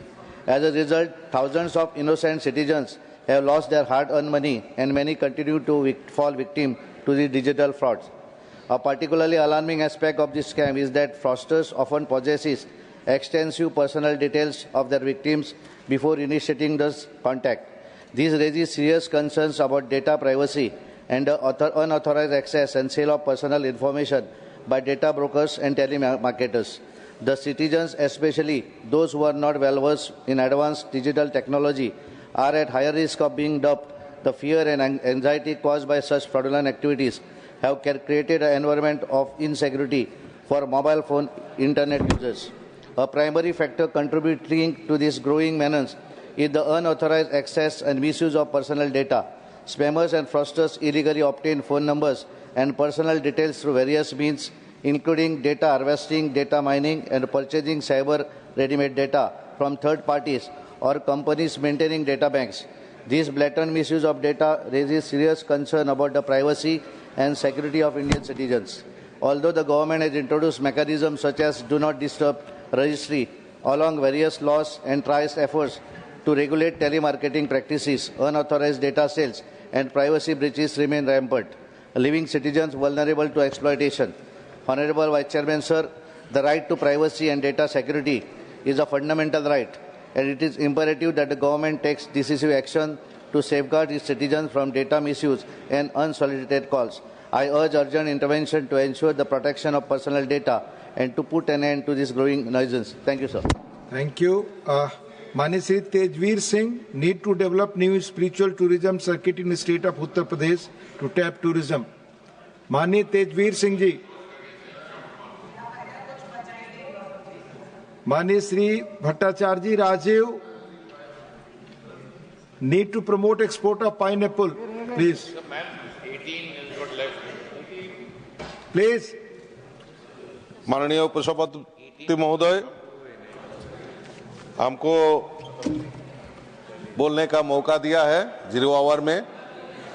हम लोग जानते हैं उत्तर पूर्वांचल में त्रिपुरा ऐसे राज्य है जहां पहाड़ी राज्य है, जहां पाइनएप्पल की खेती होती है, और पाइनएप्पल 2018 में हमारा सरकार बनने के बाद माननीय राष्ट्रपति द्वारा स्टेट फूड डिक्लेयर किया है, और अभी Honorable Member, question hour. We'll give you opportunity again. Question hour. Question number 181, Sri Sanjeev Arora, not present. Honorable Minister. Question number 181. विवरण सदन के पटल पर रख दे। Doctor Laxmikant Vajpayee, supplementary. माननीय सभापति जी, मैं आपके माध्यम से माननीय मंत्री जी से जानना चाहता हूं कि कैंसर जैसी भयावह बीमारी के लिए विस्तृत उत्तर ग्रामीण क्षेत्र के संबंध में तो दिया है, लेकिन एक गर्भाशय कैंसर एक बड़ी विकराल समस्या है जिस पर समय समय पर चिंता भी व्यक्त की गई है। सरकार अपनी इस व्यवस्था के अंतर्गत गर्भाशय कैंसर वैक्सीन को कोरोना वैक्सीन की तरह से जनरल पब्लिक को लगाने के बारे में कोई विचार करेगी। दूसरा विषय मेरा है कि मेरठ में मेडिकल कॉलेज में कैंसर इकाई की स्थापना के संबंध में भी मेरा निवेदन है कि क्या सरकार उस पर विचार करेगी। Honourable minister. माननीय सभापति जी, सर्वाइकल कैंसर के वैक्सीन के बारे में जो सम्मानीय सदस्य ने यहाँ पर पूछा गया, तो निश्चित रूप से इसकी वैक्सीन बाजार में उपलब्ध है, और निश्चित रूप से हमारी सरकार, हमारे प्रधानमंत्री आदरणीय नरेंद्र मोदी जी और हमारे स्वास्थ्य मंत्री जेपी नड्डा जी के मार्गदर्शन में निश्चित रूप से कैंसर के रोकथाम के लिए बहुत सारे उपाय और योजनाएं भी हमारे सरकार ने यहाँ पर लागू की है। और जो कि सदस्य ने यहाँ पर जो प्रश्न पूछा कि कैंसर का जो प्रादुर्भाव जो बहुत ज़्यादा, उसके रोकथाम के लिए स्क्रीनिंग का जो काम है कि हमारे जो सब सेंटर है, पीएससी है, सीएससी है, सभी जगह पे स्क्रीनिंग करके कैंसर के रोगियों को पहले स्टेज में अगर निश्चित रूप से ढूंढा जाता है या उपचार शुरू होते हैं तो उनके दुरुस्त होने की ज़्यादा प्रतिशत में जो लोग जो होते हैं, लेकिन थर्ड स्टेज में कैंसर के रोगी जब उपचार करने आते हैं तो उसमें उपचार करने में भी और उनको बचाने में भी बहुत सारी दिक्कत होती है। लेकिन इसके जागरूकता, कैंसर के बारे में जागरूकता दिन भी मनाया जाता है और वो जागरूकता के माध्यम से लोगों में अवेयरनेस पैदा करने की कोशिश भी हमारे मंत्रालय के माध्यम से की जाती है। और कैंसर जैसे बीमारी के रोकथाम के लिए, उनको कम करने के लिए हमारे विभाग के माध्यम से बहुत सारे उपाय और भी यहाँ पर चलाए जा रहे हैं। Shri Praful Patel. So, Chairman sir, cancer is a very, dreaded disease, and of course it requires specialized treatment and long gestation treatment. So when many people go to, say, Mumbai, Delhi and bigger centers, even AIIMS and other places where government has now done a great job of increasing the reach of all these specialized medical facilities. However, there needs to be some sub-centers. I will just give one example that in Maharashtra we have many private hospitals having extended facilities for targeted immunotherapy and all in many districts. Similarly, if the government also, through the private as well as some of the government institutions, reaches out to, say, virtually every district, there are about 600 districts in the country, all need not be covered, maybe 300 districts or so which are very backward. There, if these kind of centers, once the main treatment is done in the bigger center, the sub-center can do the rest of the treatment, so that time is saved for the person to go again to the bigger centers. Cost is involved, staying facilities are a big problem. So may I request the Minister to have a view and let us know what he thinks. Honorable Minister. सभापति महोदय, सम्माननीय सदस्य प्रफुल्ल पटेल जी ने जो पूछा है कि निश्चित रूप से हमारे स्वास्थ्य विभाग के माध्यम से एनपी एनसीडी के तहत 770 जिला एनसीडी क्लिनिक है, 223 हृदय परिचय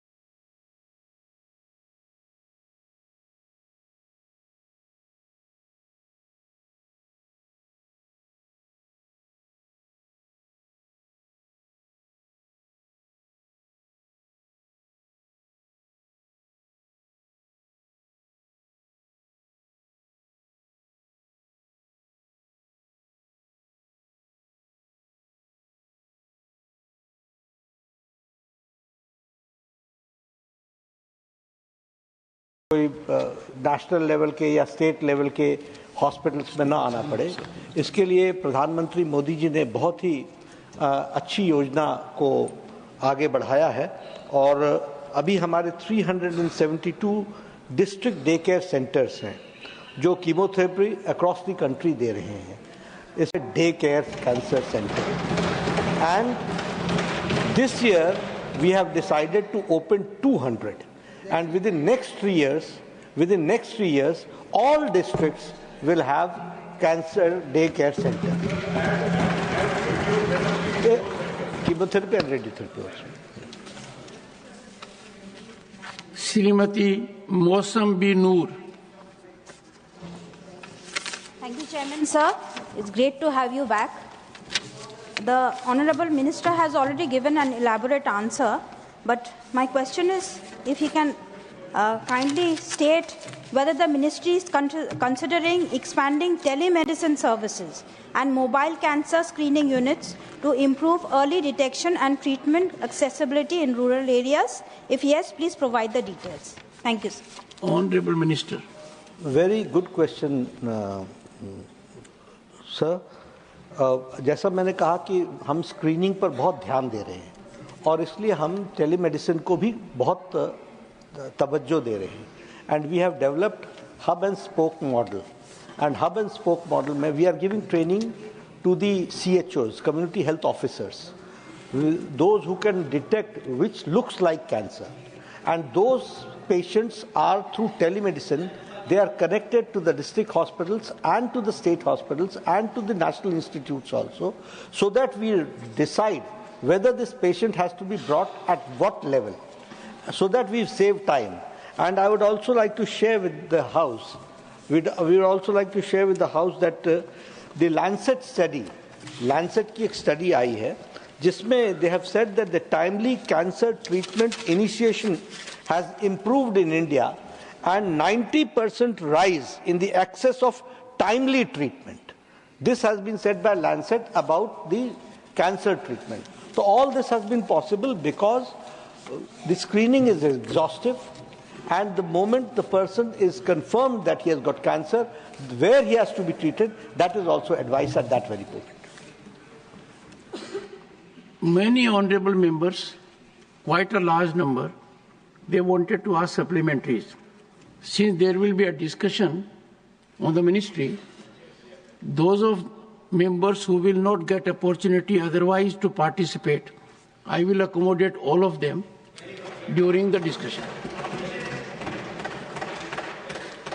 Question number 182, Srimati Sunetra Ajit Pawar.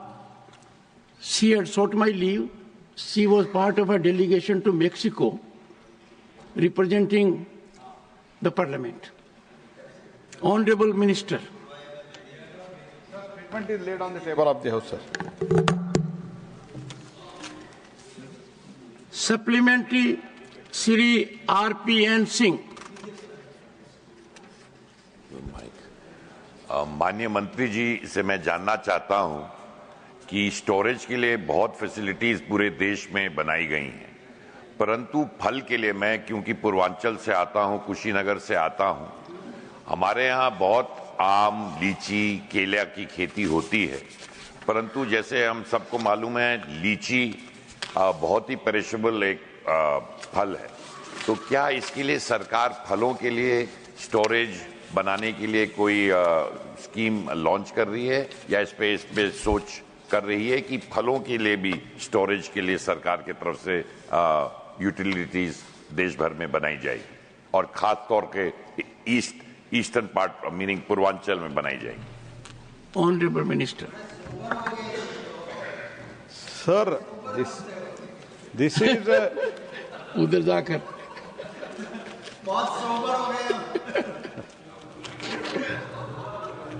आपका इरादा है क्या सोबर होने का?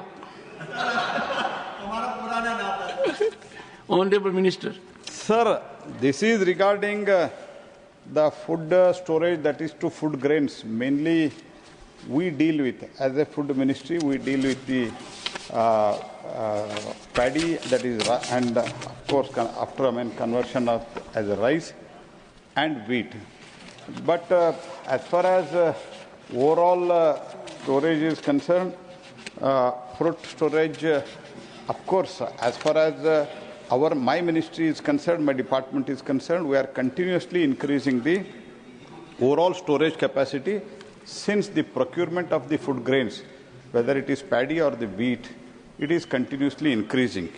If I can quote the figure, from 2004 to 2014, total quantity procured was 4,590 lakh metric ton, whereas from 2014 to 2024, we have procured almost 700 lakh metric ton. Almost more than 50% procurement is more, and also the total value for that from 2004 to 2014 is 4,40,498 crores, whereas from 2014 to 2024, it is 12,51,403.58 crores. That is 184% increase.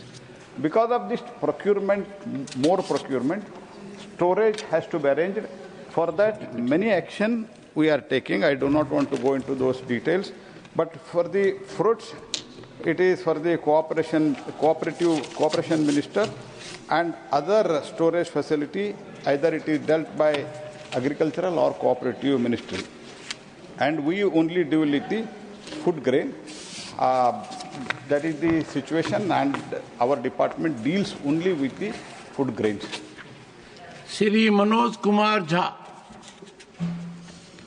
Thank you, Honorable Chairman, sir. My very pertinent but straight question to Honorable Minister, that reports indicate that India loses millions of metric tons of food grains annually due to inadequate storage. Has the government conducted any audits on storage losses, and what penalties are imposed on agencies responsible for mismanagement? Honorable Minister. Sir, as it is, if I can say that storage improvement is the major concern, but in last 10 years, we have taken a lot of measures. By that, the overall spoilage, because either it is for the storage, whether it is the transportation, whatever, all put together, total storage is 0.022%. However, using the technology, we are taking a lot of measures, and that measures have reduced the spoilage. And it is not the question of taking the action. We are trying to introduce more and more technologies. Because of that, considerably, it has come down. Scientific storage, food grains are stored by adopting proper scientific code of the storage practices. Adequate dunnage material such as wooden crate, bamboo mats, polythene sheets are used, and fumigation covers, nylon ropes, nets and the insecticides for the control of the stored grain, insect pests are provided. Many things such we are doing, and now I can say it has come down to very, very lowest level. Further also, we want to see that it comes to almost zero level. Dr. M. Thambidurai. Thank you, Chairman, sir. As our colleague Josh said, I want to add the same thing. In Tamil Nadu, the food procurements are taking place. The farmers are suffering a lot. Recently, my leader, Edappadi Palaniswamy, gave a statement. Due to the carelessness of the state government, whatever they procured and storage made and spoiled by the rain, but they are not taking action. Same way, I want to know whether the government will take aware of these things and give any assistance or take any penalty action. As he is taking penalty action, whether take action against the state government, which failed to protect the farmers and also storage, all the grains are gone away. What is the loss is making? This kind of loss, the government is not only many instances in the flood areas, never recently the present government is careless about the protecting the farmers and all the storage of the thing. What action you are going to take? Honorable Minister. Already mentioned here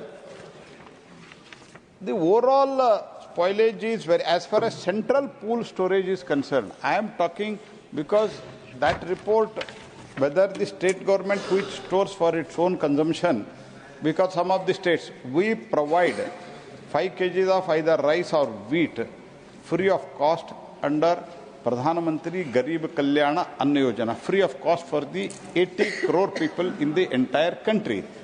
Whatever PDS rice or wheat we store in the state, we take care of that, and out of that, as I have already mentioned, 0.022% is the loss because of these various reasons, and we have decided to further reduce it. At the same time, I can say in 22-23 and 21-22, when the movement was fast because of in COVID, we have supplied more grains free of cost at that time. Because of that and some other reasons, it was 0.002%. So that it is not to say that spoilage is more. As far as central pool of food storage, food grain storage is concerned, their storage is very, very negligible. However, whatever 0.022% is there, 0.022% is there, even to reduce that also, many actions are being initiated. And wherever, if private go down or the even FCI won't go down or the state won't go down, if somebody, because of the mistakes by the human-led mistakes, if it happens, definitely actions are going to be initiated. Question number 183, Shri Saket Gokhale. Question number 183. Honorable Minister. The statement is laid on the table of the House. Supplementary number 1, Shri Saket Gokhale. Thank you, sir.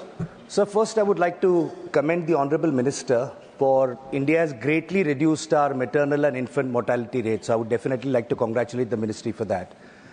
So in the answer that is given, it is true that the government does provide hot meals under the Janni Shishu Suraksha Karyakram. The problem, sir, is that these are provided in the general health centers and the ones which are accessible. But the problem is in the peripheral health centers. In a lot of states, an allowance is given for maybe milk and biscuits, and that has been the tradition, where hot meals, it is not possible to provide them. So in that particular area, I want to ask the Honourable Minister whether there is any plan by the ministry to provide an allowance or maybe extend it in places where hot meals cannot be provided to women. Honourable Minister. So, Janani Shishu Suraksha Karyakram, this was introduced in the year 2011, primarily to bring down the out-of-pocket expenses for the women and children who are seeking health treatment services at the public health facilities. This is a scheme under which we do not provide any financial incentive. We provide in-kind services to the pregnant women, whether it is free diet, drugs, diagnostics, consumables, transport, or free blood transfusion services. So these are the facilities which are being provided all over the country to different states, and the out-of-pocket expenses have come down because of many schemes, but primarily because of this scheme. Second supplementary, Shri Saket Gokhale. So unfortunately, my question wasn't answered because I said there are peripheral health centers where it is not possible for the government to provide hot meals.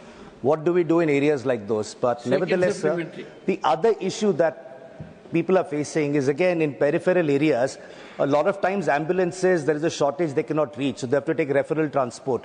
Or in a lot of peripheral health areas, advanced ultrasound facilities are not available.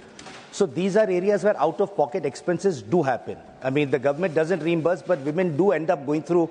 So I'm talking specifically about these remote areas, be it in terms of diet, be it in terms of ultrasound. Is the government considering providing reimbursement in areas where the government is not able to, for logistical reasons, provide those services? Thank you. Honourable Minister. So there is a provision under the National Health Mission, which we call as PIP, Program Implementation Plan. So how do we unfold the program? That has to be decided at the grassroots level. The suggestions which you have given, if it comes under the Program Implementation Plan, We can think about it because they sit, they have discussion, the meeting takes place, and we discuss in the nitty-gritties of it. So the suggestion is good, but I would advise the honourable member that the chief medical officer and the block medical officer, they should come up with some plan. What do they need at which place? And the National Health Mission, the steering committee, the steering group is always very conscious about all these things. And the annual meeting takes place and we also monitor it. So we'll see accordingly. Supplementary. Third, Susri Dola Sen. Thank you, Chairman, sir. You are welcome, most welcome back, sir. Hope you are in good health and spirit. Somehow nowadays the price of the general medicines needed for the pregnant women and the general medicines needed for the newborn children, which is very much related for Janani Shishu Suraksha, and also the life-saving drugs for the mother and child, and also for the cancer patients, for the high blood pressure, diabetes patients also, increasing day by day. Our crores of common and downtrodden people and mothers and children are suffering always for this reason. What measure is being taken by the Union Government, Minister, through you, sir, I want to know, to address these people's issues so that the price of medicines may be reduced? Honourable Minister.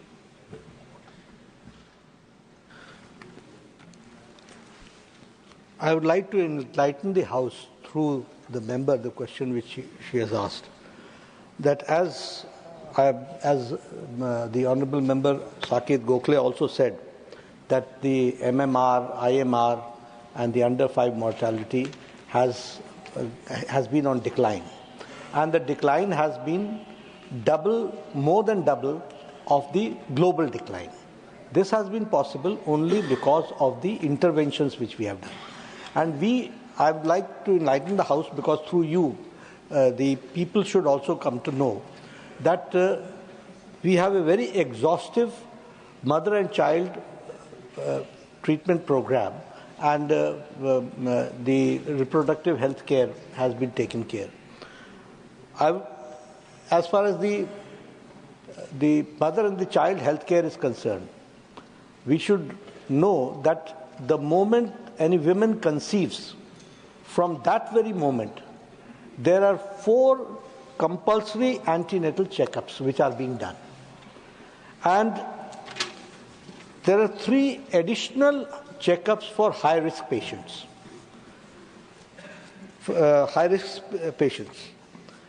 And we also give them a financial support of up to 1,400 rupees in the rural areas and 1,000 in the urban areas. And Asha's workers are also given the incentive. Along with this, the delivery which takes place, more than 88.6 deliveries are being taken in they are institutional deliveries which are taking place. And for that also, no expense. Transportation is taken care by the government. The normal delivery or the cesarean C-section, that is taken, free diagnosis, free drugs, everything is given. And if the deliveries, they get the meals also, as it was asked by Saket Gokhale ji, for 3 days if it's a normal delivery and 7 days if it's a C-section. What I mean to say is that as far as the mother and the child is concerned, and I would also like to share with you that all the vaccination, which is 27 vaccinations, 12 vaccinations in 27 sessions is given to mother and child till the child grows till the age of 18. तो हम पूरा health के programme को checkup करते हुए एक healthy born child किस तरीके से ग्रो करता है, तब तक हेल्थ डिपार्टमेंट उसकी चिंता करता है. And all this has taken care about the health of the India. One thing more, what you are talking about, इस previous question के आंसर में मैंने कैंसर के बारे में कहा था और मैंने फिगर्स भी दिए कि कितने करोड़ सर्विक्स कैंसर, कितने करोड़ ओरल कैंसर और कितने करोड़ ब्रेस्ट कैंसर की स्क्रीनिंग हो चुकी है और कितने थाउजेंड सस्पेक्टेड केसेस को हम ट्रीट कर रहे हैं. तो बहुत एग्जॉस्टिव हमारा प्रोग्राम है. What I need your support is that every member from all sides, they should contact the chief medical officer and try to discuss with him what is the program, how it is being implemented. हमारा भी भला होगा, patients का भी भला होगा और आपका भी ज्ञानवर्धन होगा कि किस तरीके से हेल्थ डिपार्टमेंट काम कर रहा है. Supplementary 4, Shri G.C. Chandrasekhar. Thank you, Chairman, sir. Sir, whether the ministry is aware of the fact that cancer among the women is growing every year, breast cancer contributes around 14.8% and around 5.4% is cervical cancer in women as per the Indian Council of Medical Research. And what are the initiatives taken by the government to enhance early screening and diagnosis of cancer among the women? And what is the setup? Specialized oncology specialties in district hospitals, especially in rural areas. Honorable Minister. Sir, the question relates to maternal health. He is asking about cancer, but I'll answer accordingly. Sir, we have got... Sometimes you have to overlook certain situations. Sir. Yeah, I understand. It's a good question. Yes. Sir, we have got the National Cancer Institute in Jhajjar, and it has come up very well.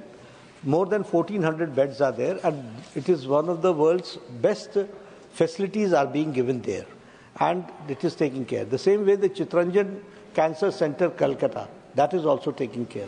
Then the Homi Baba institutes, there are 2 places, and all Indians of Medical Sciences, the 22 All Indians of Medical Sciences have got a full-fledged oncology department which is being developed.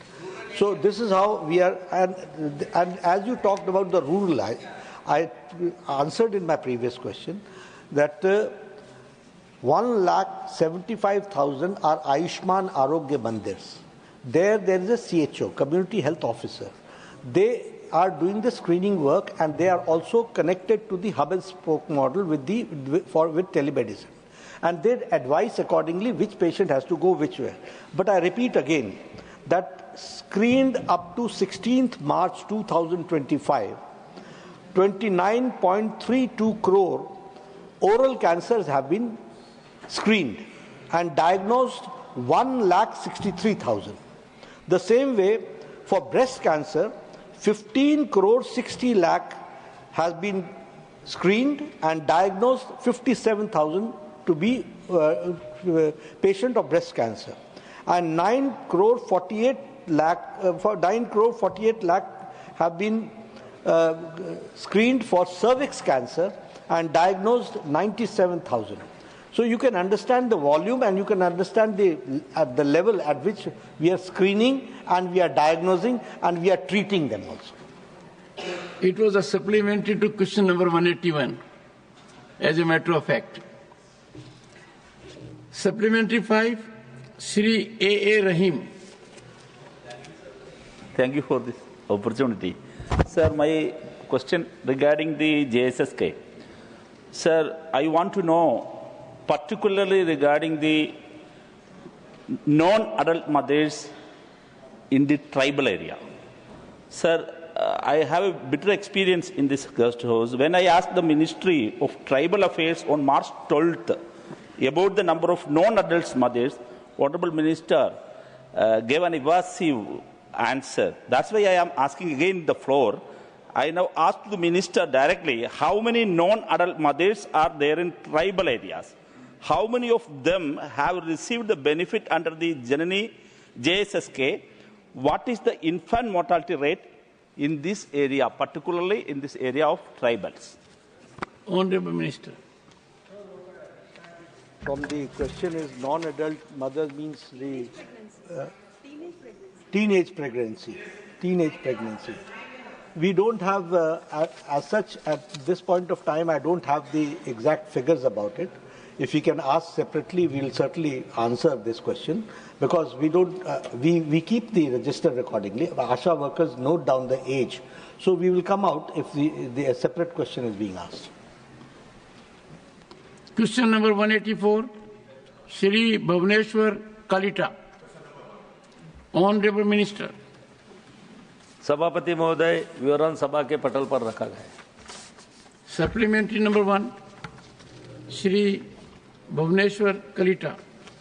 Thank you, Honorable Chairman, Sir, I joined the entire House to wish you quick recovery, good health, and long life. Since all are beneficiary of CGHS, and my supplementary relates to only CGHS wellness centers, and particularly in northeastern region. During the visit to the CGHS wellness centers, we found that in many of the wellness centers, regular doctors are not there. Only doctors on contact basis they are working. So the complaint from them was that there is no parity, whether the minister is considering to bring parity in the salary and pension of these contextual doctors. Honorable Minister.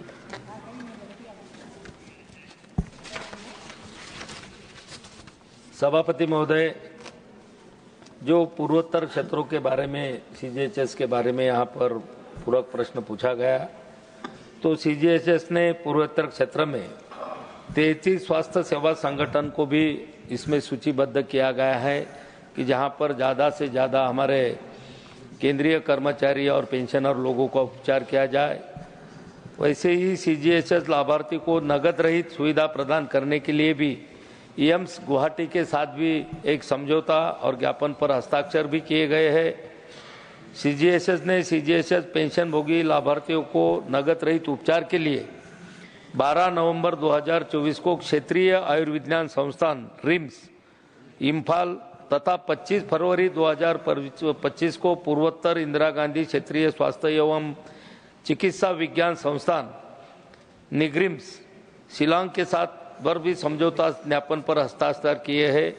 और निश्चित रूप से इसका जो budget है कि ज़्यादा से ज़्यादा किया जाए, तो पिछले बार जो 7,500 के लगभग इसका बजट था, तो ये साल में उसको लगभग 1,000 करोड़ से बढ़कर 8,500 तक होने का भी अनुमान है।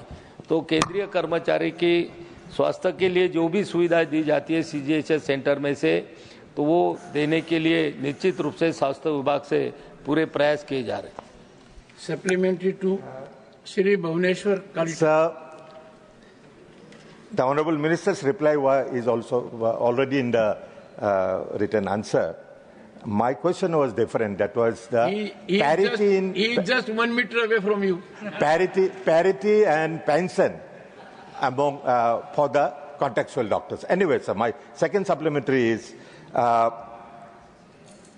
again during our visits to these CGHS wellness centers, we have noticed that these doctors scantily they prescribe generic medicines, and while we visited those some of the beneficiaries and the Kendras, the reply was from the Kendras that there is lack or shortage of popular diseases like popular diseases like diabetes, like kidney disease, or like blood pressure. So in these areas, there is shortage of generic medicines in the Kendras, Janusari Kendras. Whether the Honorable Minister will look into it so that generic medicines are made available for these rampant diseases. Thank you. सभापति महोदय, जो यहाँ पर जन औषधि पूर्ति के बारे में माननीय सदस्य ने पूछा है, तो मंत्रालय के माध्यम से गुणवत्ता और खरीद में सुधार के लिए भी बहुत सारे पहल वहाँ पर किए जा रहे हैं और दर अनुबंधन विस्तार से भी जन औषधि आपूर्ति श्रृंखला को मजबूत करने का काम भी निश्चित रूप से मंत्रालय के माध्यम से सीजीएस में किया जा रहा है और समान मूल्य निर्धारण के लिए भी सीधी बातचीत और स्वतंत्र तृतीय पक्ष गुणवत्ता का भी उसमें आश्वासन भी दिया गया है।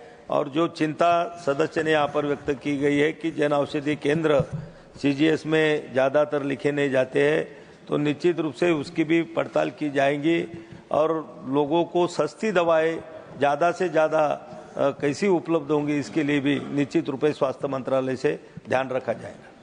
Supplementary 3, doctor Parmar Jaswant Singh Salam Singh. Mike sir, मेरा क्वेश्चन 183 और 184 क्वेश्चन नंबर दोनों का कॉम्बिनेशन है। सबसे पहले तो मैं स्वास्थ्य मंत्री जी को बधाई देना चाहता हूं कि पिछले 10 सालों में अपने देश में MMR और इन्फेंट मोर्टालिटी रेट IMR दोनों में काफ़ी हद तक हमने कंट्रोल कर लिया है, लेकिन जो नॉर्थ ईस्टर्न रीजन्स हैं जैसे असम, मेघालय और मणिपुर, वहाँ का जो MMR है और IMR दोनों नेशनल एवरेज से काफ़ी ऊपर है। तो मेरा मंत्री जी से ये क्वेश्चन है कि नॉर्थ ईस्टर्न रीजन के लिए क्या हमारा कोई स्पेसिफिक प्लान है ताकि उसको नेशनल एवरेज के करीब लेके आए ताकि हमारा और भी अच्छा दिखे, और CGHS का इसमें कोई रोल बनता है या उसको कोई मिशन मोड पे लगा सकते हैं ताकि उसको हम जल्दी से इम्प्रूव कर सकें। Thank you. ऑनरेबल मिनिस्टर, हम लोग रीजन वाइज भी, स्टेट वाइज भी, डिस्ट्रिक्ट वाइज भी और ब्लॉक वाइज वर्क करते हैं। पॉइंट्स हैं उसको स्ट्रेटेजाइज करते हैं। उसी तरीके से किसी स्टेट में उनके पैरामीटर्स अच्छे होंगे बट कोई जिला है या ब्लॉक है तो उसको भी हम प्रायोरिटाइज करते हैं। तो इस दृष्टि से जो प्रश्न माननीय सदस्य ने पूछा है, मिनिस्ट्री एक्ट्स अकॉर्डिंगली और हमारा जोन वाइज भी होता है। और नॉर्थ ईस्ट ही नहीं, बहुत से ट्राइबल एरियाज हमारे सेंट्रल इंडिया में भी हैं जिसको हम प्रायोरिटाइज करके और प्रायोरिटी दे करके स्पेशल फोकस पे उन एरियाज को हम एड्रेस करते हैं। Supplementary 4, doctor Syed Nasir Hussain. Supplementary for 185, sir.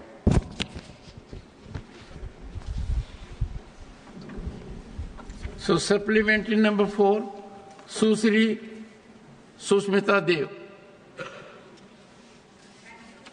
Thank you, sir, for the opportunity. Sir, I have gone through the list of sanctioned posts and the vacancies, and there are 3 units in Silchar. But the figure against sanctioned posts is 0, sir. So therefore, they have not been able to fill it. My question to the Honourable Minister is that, sir, a posting in Northeast is seen in the country as a hardship posting sometimes, sir.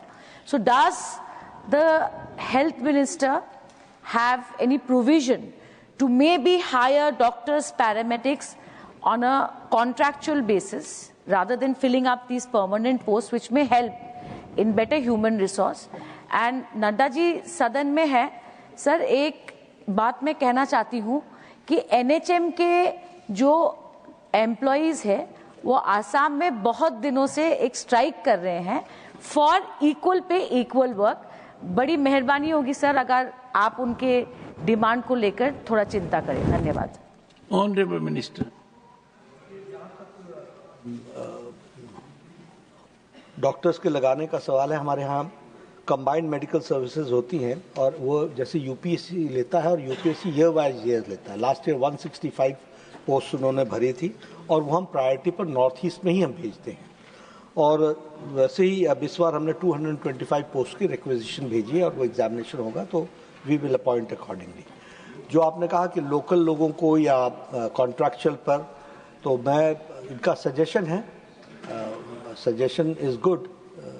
देखते हैं मैं मंत्रालय में क्या इसका निष्कर्ष निकलता है। और आपने एक बात और कही कि NHM के लोगों का इक्वल पे वाला विषय हमारे ध्यान में नहीं है, लेकिन आप मुझे चेंबर में कोई इसके बारे में डिटेल पर्टिकुलर्स देंगे तो I will certainly look into it. I called out the name of Dr. Syed Nasir Hussain because he was trying to catch my attention. So I sent the marshal to find out what does he want.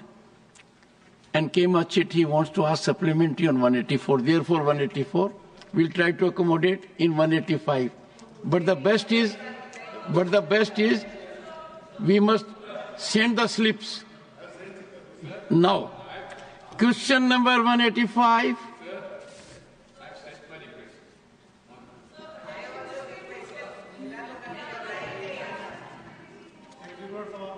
Shri Rita Brata Banerjee. Question 185. Honorable Minister. Supplementary 1, Shri Rita Brata Banerjee. Thank you, sir. Sir, roughly the return of loans for the nationalized banks tends to around 12 lakh crore. It has been written off by the nationalized banks. The recovery rate from the answer that the amount of recovered loan is 1,26,000 plus, that is roughly 10%. Through you, sir, I want to know from the Honorable Minister that can the Honorable Minister please provide the House with the details of the top 20 willful defaulters in India as on date and state specifically what action has been taken to recover the outstanding amounts from these willful defaulters. It will be greatly appreciated if the Honorable Minister can furnish a written response on this with details. Honorable Minister. अध्यक्ष महोदय, जहाँ तक माननीय सदस्य ने NPA की बात किया है, अगर देखें तो बैंक आरबीआई के गाइडलाइन के अनुरूप और अपने बोर्डों के अप्रूव्ड पॉलिसी के अनुसार एनपीए लोन को राइट ऑफ करती हैं और साथ ही साथ अगर देखें तो राइट ऑफ करने से पहले 100% का प्रोविज़न किया जाता है ताकि जमाकर्ताओं को कोई भी नुकसान ना हो। और राइट ऑफ करने का मतलब ये नहीं होता है कि वो पैसा माफ़ कर दिया गया। जिस प्रकार से बैंक रिकवरी करती है और यथावत करती रहती है और ये बैंक अंतर्राष्ट्रीय मानकों के आधार पर करती है। जहाँ तक माननीय सदस्य का सवाल है कि एनपीए बहुत बढ़ा है, मैं बताना चाहता हूँ कि अगर आप देखें तो एनपीए लगातार गति से घट रही है और 2024-25 में अगर देखें तो 2.42% रह गई है। Supplementary to Shri Rita Brata Banerjee. Sir, my specific question was that the nationalized banks, overall 16.35 lakh crores have been written off. Overall, the nationalized bank amount is 12 lakh crores. Of that, the answer that is given by the government, it shows that the recovery is 1,26,000. That is merely 10%. So 90% of the loans is not recovered. Now my second supplementary, through you, sir, I want to know, can the ministry please state the details of the cases where the government has taken recapitalization measures for public sector banks facing a high volume of non-performing assets?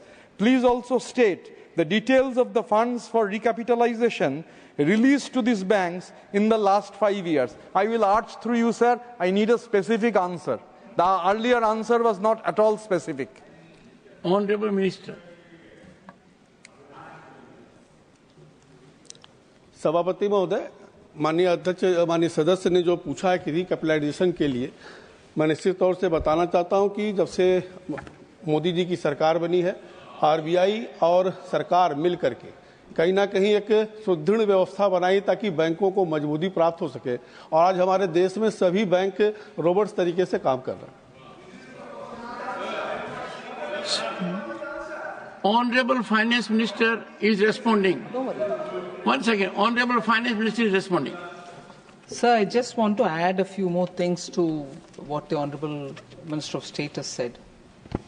On the recovery of written-off loans, sir, first of all, I'm sure the Honorable Member realizes that when we say a loan is written off, it is not as if it has been completely waived off. The defaulter doesn't escape consequences. Action is taken through courts, action is taken through the IBC process, and recovered monies are restored to the banks.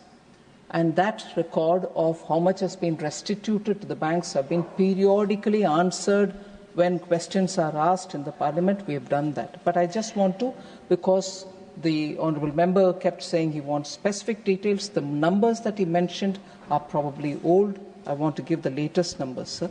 Actually speaking, recovery in written off loans by banks, sir, had reached a peak in the sense by about 22-23 public sector banks, recovery of written off loans has gone up to the level of 35,378 crores. Cumulatively, the public sector banks have recovered written off loans of a total of 2,27,288 crores. Now, private sector banks on their own are also recovering, and they have recovered something like 55,598 crores, and therefore the recovery is an ongoing process. Every year adds to the total of money recovered.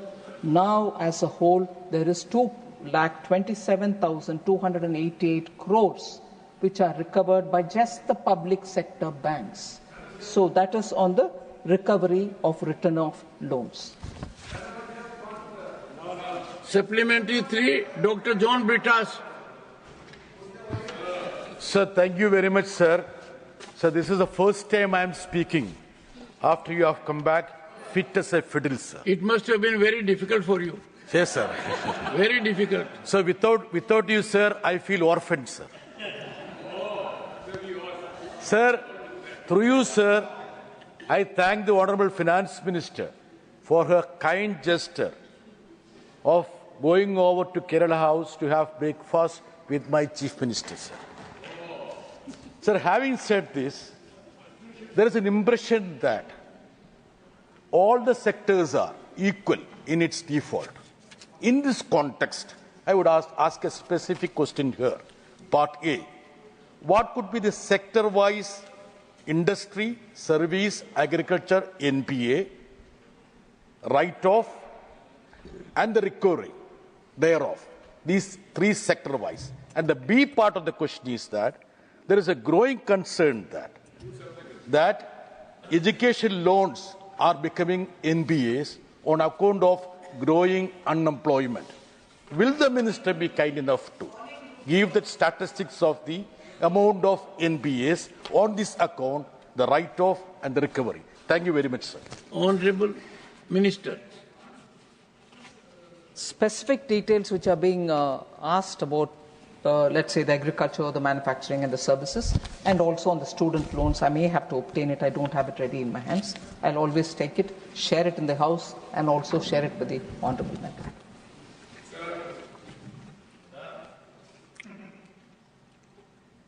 Difficult choice. I tilt in favor of Shri Digvijay Singh for supplementary number 4 at the cost of Dr. Syed Nasir Hussain. Come on now. Sir, if I call out someone, there has to be compliance. I have acceded. Okay. I have acceded to your request. Come on. Sir, I would be very happy to withdraw in this favor, sir. Doesn't matter, sir. I have taken a call. माननीय अध्यक्ष महोदय, हम आपके आभारी हैं।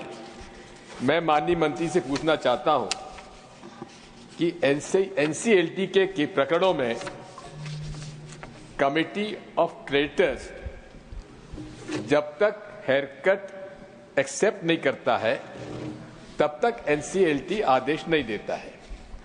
मैं माननीय मंत्री जी से आपके माध्यम को पूछना चाहता हूं कि एसबीआई लगभग 65% लोन्स वो हेयरकट के वजह से नुकसान हुआ। इसी प्रकार 2 प्रकरणों में जो उसके क्रेडिटर्स की जितना अमाउंट था केवल 4%, 96% हेयरकट हुआ है।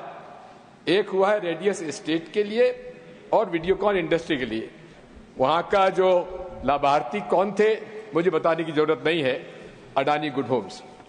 मैं आपके माध्यम से पूछना चाहता हूं कि क्या जो आपने उत्तर में बताया है जितना लोन राइट ऑफ हुआ है उसमें क्या हेयरकट का जो फिगर है वो शामिल है और क्या उसे कमिटी ऑफ क्रेडिटर्स ने मंजूरी दी है? Honorable Minister. Sir, the committee of creditors will have to give manzoori. There is not as if any one liquidation process or resolution process can. Sir, is that a binding? Honorable Finance Minister is on her legs.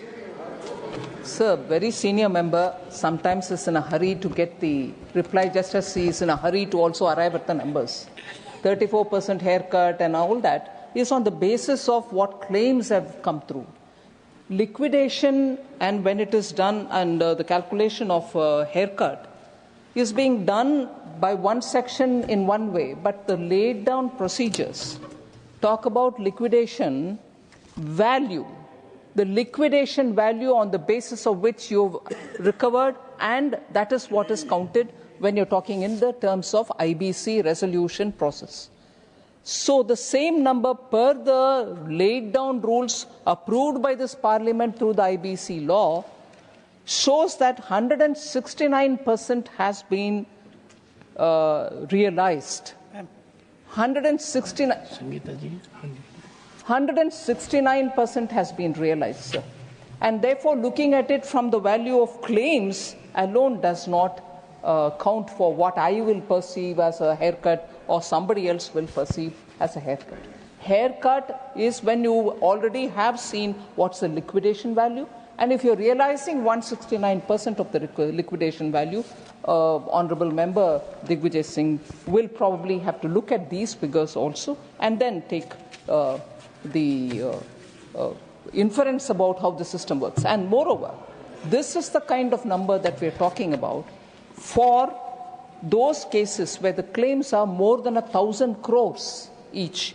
164 corporate debtors whose cases were admitted have realized 169%. So, sir, it is important. If you're talking about particular cases, I do not want to get into who's the beneficiary, who's the bidder, who came to claim, and who is now taking over that defaulted company. Is the company's defaulting promoter coming through back door, which the law does not permit? All this, I'm sure the Honourable Member knows. But since he's talked about prominent cases, I will take the liberty 1 minute extra to tell through you, Sir Honourable Chairman. SR Steel India Limited, realization as percentage of admitted claims is 77%. And number of days it took for resolution is, of course, a protracted long one, which goes beyond what we wanted it. It had taken 583 days. Sir, in the case of Binani Cements Limited, 99% has been the realization. MBL Infrastructure Limited, 120% realization. IVRCL Chengapalli Tollways Limited, 100% realization. So there are instances where realization is in this order. And to talk of haircut, 30%, 15%, 90% has been given away as a haircut are all, I'm sorry to say, will you allow me some indulgence, exaggerated.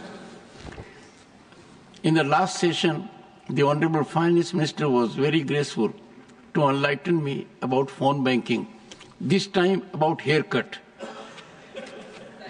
Srimati Sangeeta Yadav, supplementary 5. माननीय सभापति जी, आपको आभार कि आपने मुझे अवसर दिया। यहाँ चर्चा तो बैंकों के एनपीए और राइट ऑफ की हो रही है, लेकिन एक बहुत बड़ी समस्या इसमें चल रही है डिजिटल फ्रॉड का। तो मैं आपके माध्यम से माननीय मंत्री से जानना चाहती हूँ कि क्या सरकार इस स्थिति से, कंडीशन से निपटने के लिए कोई प्रयास कर रही है क्या? Honourable minister. मैं आपके माध्यम से माननीय सदस्य को बताना चाहता हूँ कि सरकार शुरू से जब से आई है, कहीं ना कहीं आरबीआई और सरकार मिलकर के लगातार बैंकों को शुद्धिकरण के लिए काम कर रही है। जहाँ तक डिजिटल फ्रॉड का मामला है, अगर देखें तो भारतीय साइबर सर्वेलेंस केंद्र I4C की स्थापना की गई। रियल टाइम रिपोर्टिंग के लिए citizen financial cyber crime report और मैनेजमेंट सिस्टम को स्टार्ट कर इसे NPCI से इंटीग्रेट किया गया। 1930 की टोल फ्री नंबर चलाया गया। दूरसंचार विभाग के चचू पोर्टल पर कॉल एवं SMS के संभावित फ्रॉड पर निगरानी रखी जा रही है। PM का मन की बात का संदेश जो प्रधानमंत्री जी ने सदन में दिया था कि रुको सोचो एक्शन के इन्हीं प्रयासों से परिणाम में आता है। और मैं 2014-15 में देखें अगर तो डिजिटल फ्रॉड जो हो 56,215 करोड़ हुआ था, वहीं 23-24 में घटक कर वो 4,224 करोड़ ही रह गया है। इसलिए सरकार कहीं ना कहीं उस पर लगातार प्रयास करी है और इसका मुख्य उद्देश्य है कि हम सबको मिल करके उसकी कहीं ना कहीं पब्लिसिटी की बहुत आवश्यकता है। Question number 186 Shri Neeraj Shekhar. प्रश्न संख्या 186। Honourable minister. Supplementary 1 Shri Neeraj Shekhar. Sir, सबसे पहले तो मैं भगवान से कामना करता हूं आपके स्वास्थ्य लाभ की, और मैं माननीय मंत्री जी को बधाई देना चाहूँगा। विस्तृत उत्तर दिया इन्होंने। मैं जानना चाहता हूं माननीय मंत्री जी से कि विशेषकर पूर्वांचल में जहां से मैं आता हूं, बलिया, गाजीपुर, मऊ, वहां पर अनाज के भंडारण की बड़ी समस्या है। आज किसान ज़्यादा उगा देता है, उसके भंडारण नहीं हो पाता है। कुछ दिनों पहले सरकार ने कहा था कि स्टील साइलोस बनाए जाएंगे। ऐसा हम लोग ने भी सुना था कि पूर्वांचल में गाजीपुर, बलिया में बनेंगे। मैं माननीय मंत्री जी से जानना चाहता हूं क्या सरकार उस पर विचार कर रही है और क्या स्टील साइलोस बलिया, गाजीपुर में बनेंगे? Honourable minister.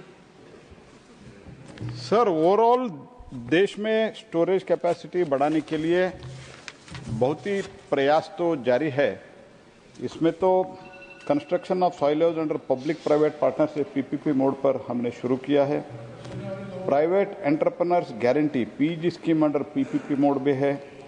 Central sector scheme storage and godown focus on the north east है, और hiring godown from the central warehousing corporation, ऐसे बहुत कुछ स्कीम के द्वारा क्वेश्चन आवर हम चला रहे हैं sir. Over. Thank you.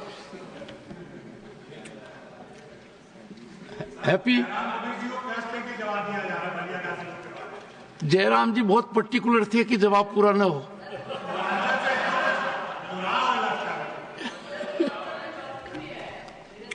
Reply to the discussion on the budget Manipur 2025-26 and the motions regarding appropriation bills moved by Shri Pankaj Chaudhary on the 17th March 2025. The discussion was concluded yesterday and the Honorable Minister to reply now. Srimati Nirmala Sitharaman.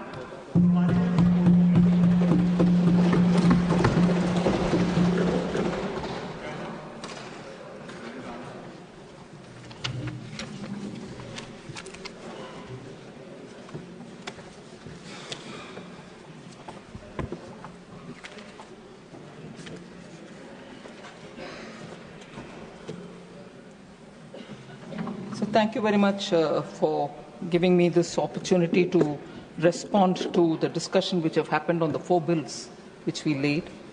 The 4 bills relate to the second and final supplementary demand for grants 2024-25, excess demand for grants 21-22 of the Union Government, budget of Manipur 25-26, and supplementary demand for grants 24-25 of Manipur. So I think more than 20 honourable members have spoken. I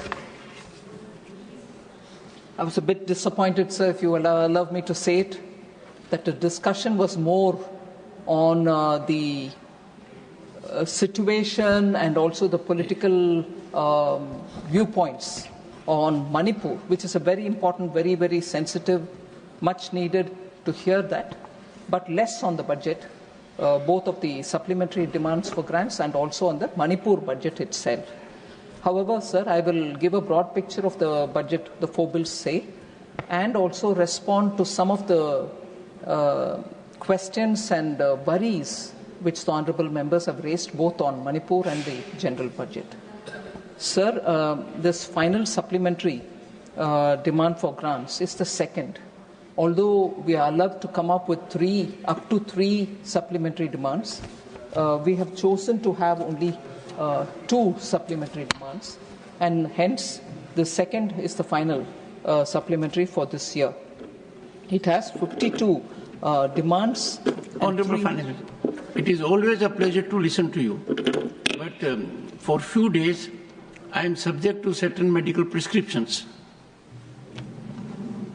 Thank you, sir. Sir, I did have a word of message conveyed to you, but I welcome you and my prayers that your health is good and recovery is fast.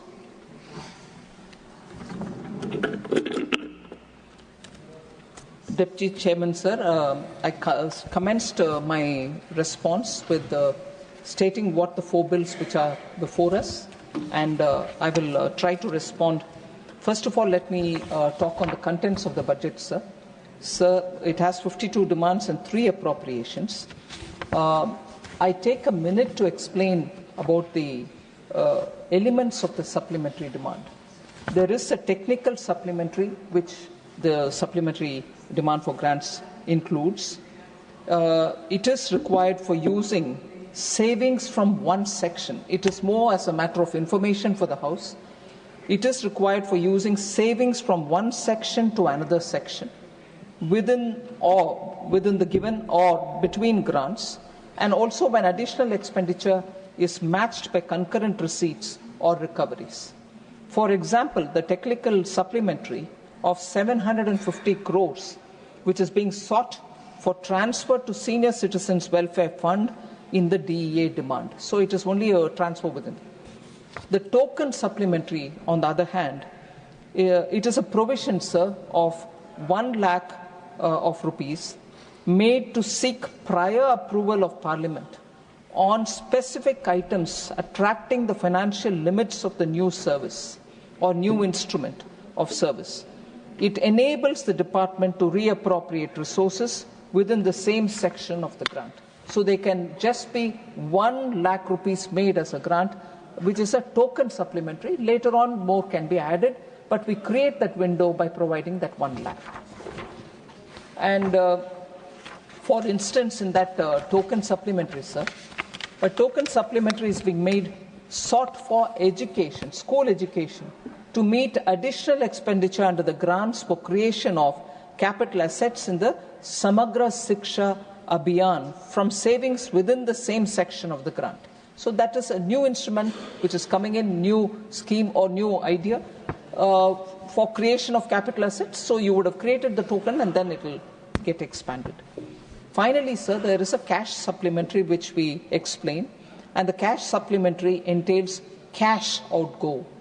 It increases the BE of the year by an equivalent amount when provided.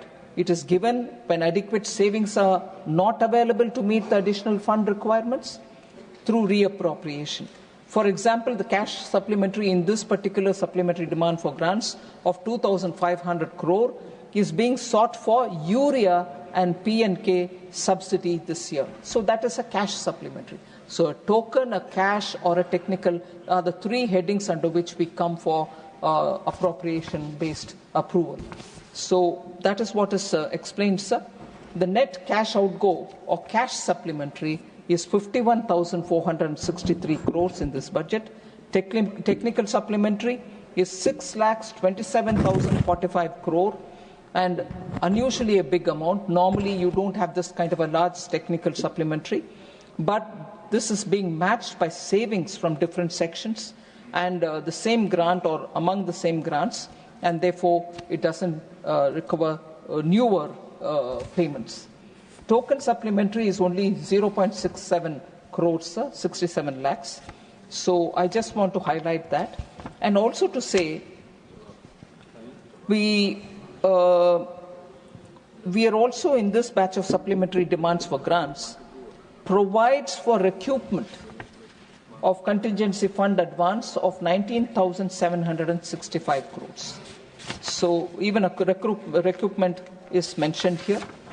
Now, as I was saying earlier, the cash supplementary pertains largely to the fertilizers, oil and industry development fund, that is OIDF, 11,600 crores, This is a transfer from Consolidated Fund of India to the OIDF, maintained in public account. There's also the urea, the P&K fertilizer subsidy of 2,500 crores. The other is related to additional allowance being made of 2,186 crore for the PM Kisan.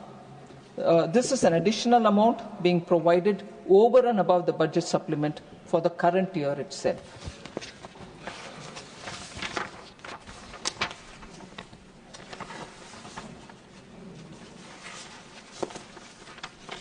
I'm not getting into the technical supplementary, sir, which is already very much in detail explained in the budget document itself.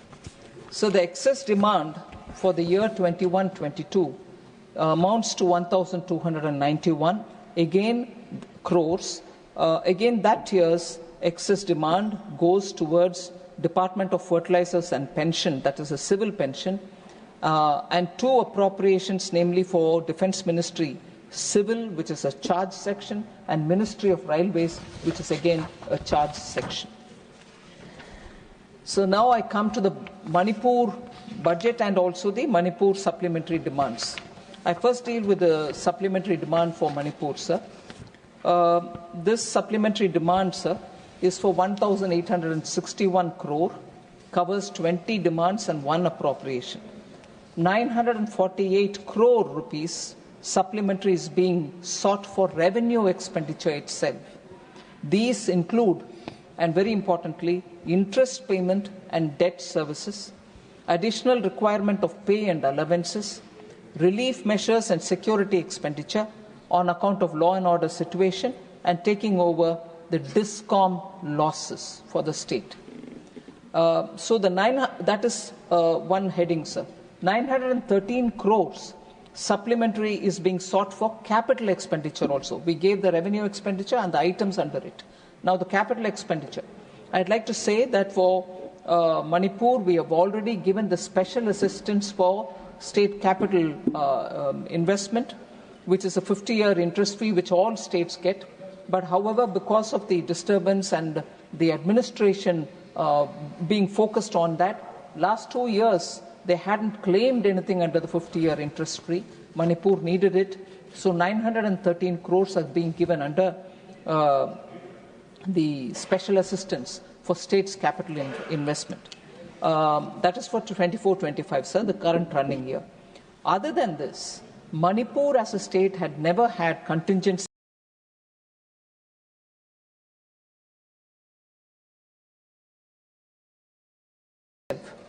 which is very important, and most states create and have contingency fund arrangement because that helps them to meet with emergent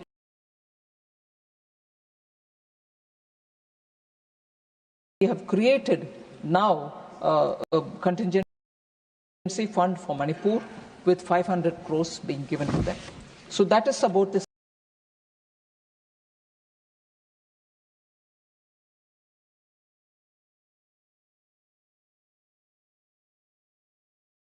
Five Manipur budgets, sir. But the fourth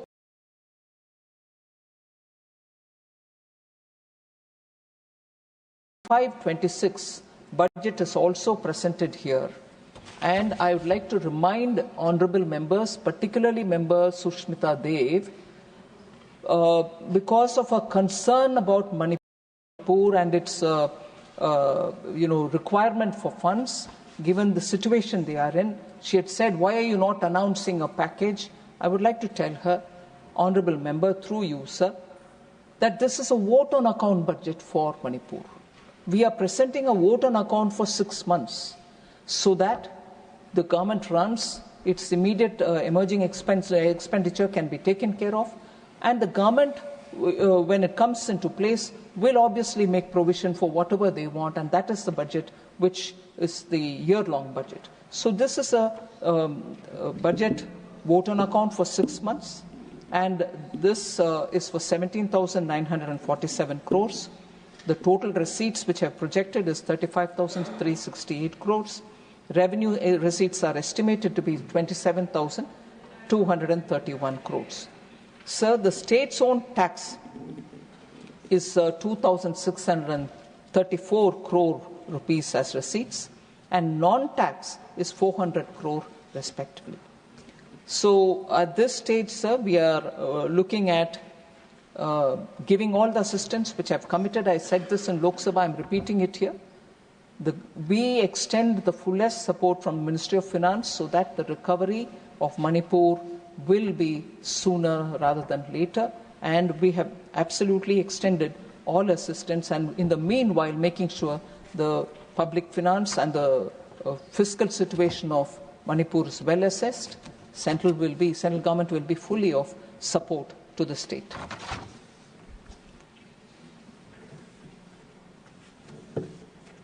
So other than that, there are, I'm going by individual observations made by honorable members, trying to respond to them.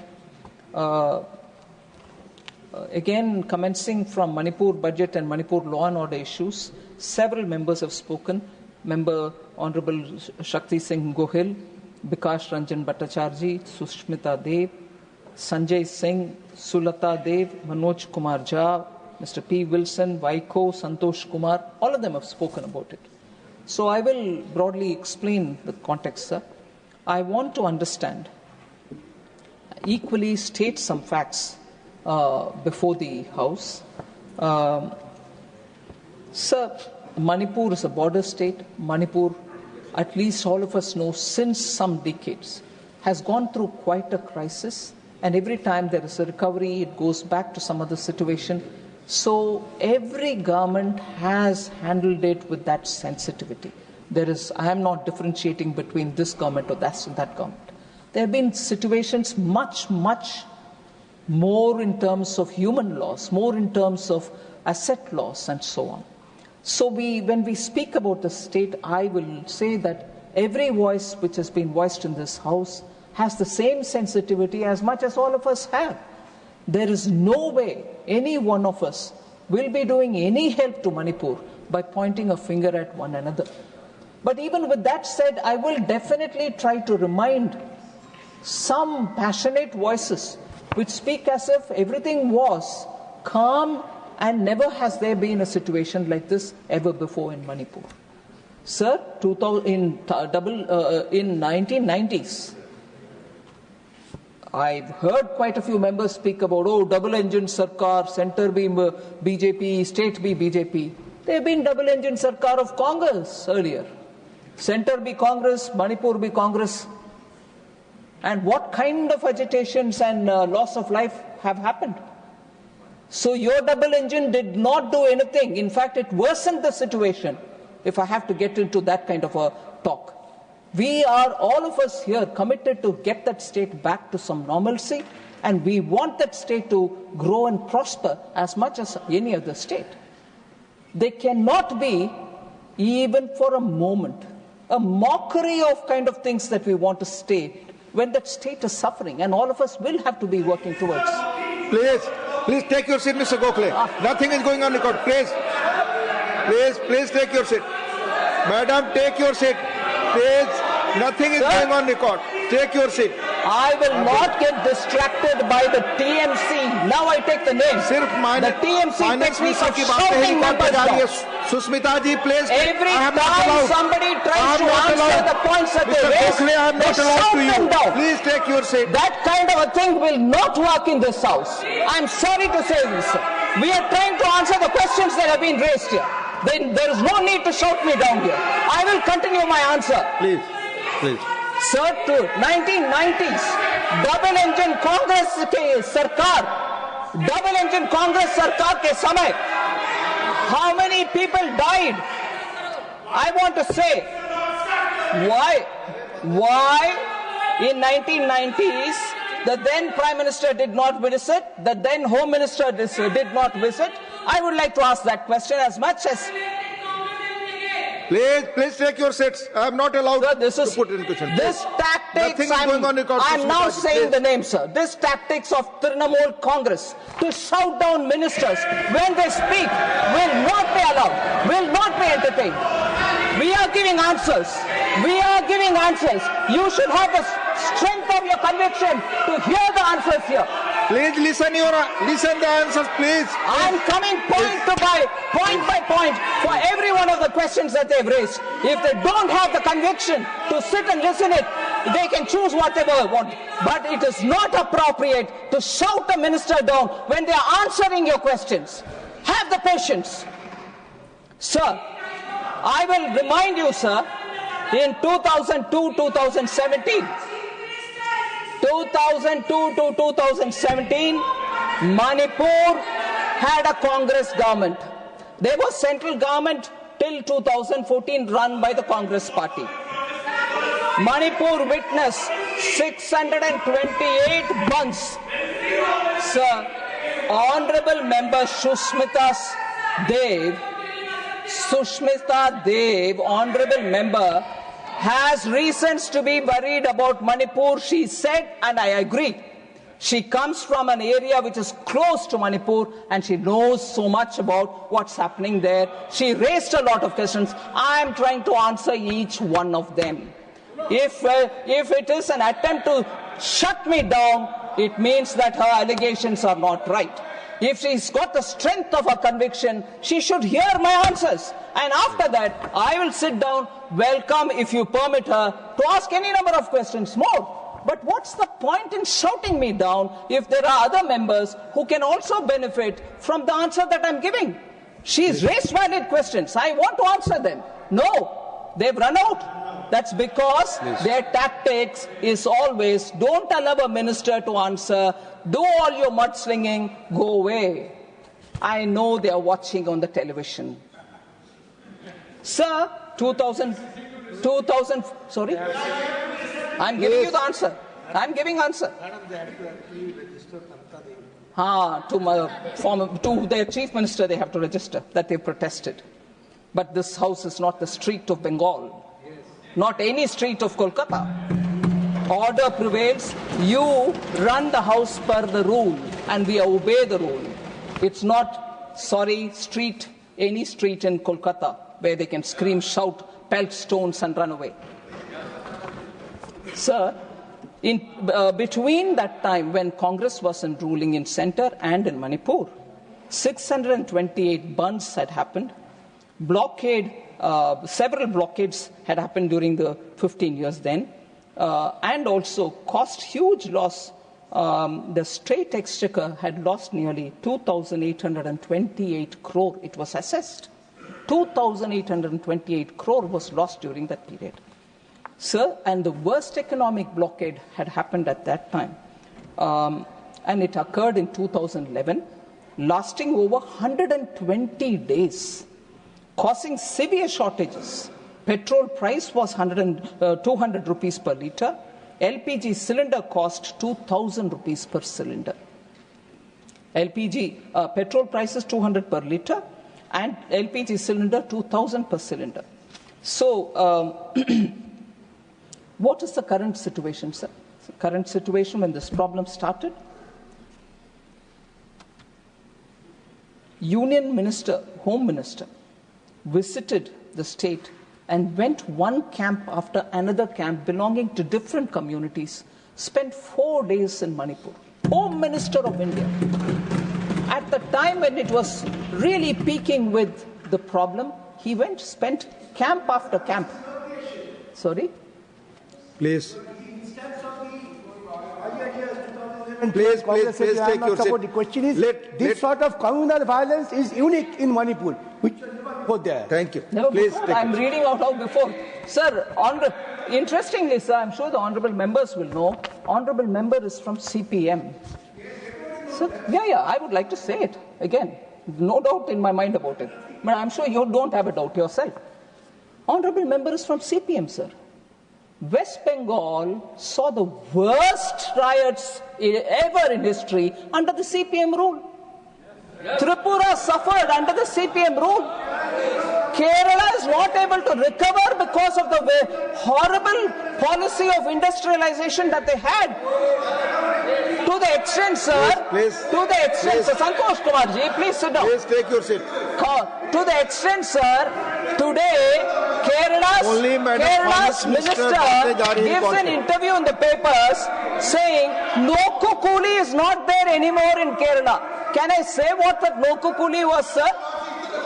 No-co coolie is a place where no-co coolie happens when workers are all sitting together looking if there can be some work. You and me or anybody going to Kerala get off the bus. On the top. Yes, please, I will talk. Please, because you came up with a lot of things. Let her reply. Please take your seat. Please. Sir. Please take your seat. You get off the bus, sir. Honorable members will find this interesting. Nowhere else you will find it. From the bus, you have to remove your luggage. People are sitting on the ground. You will say, hey, please help me. Kitna dena hai? You will say some coolie and then you will have to bring the luggage down.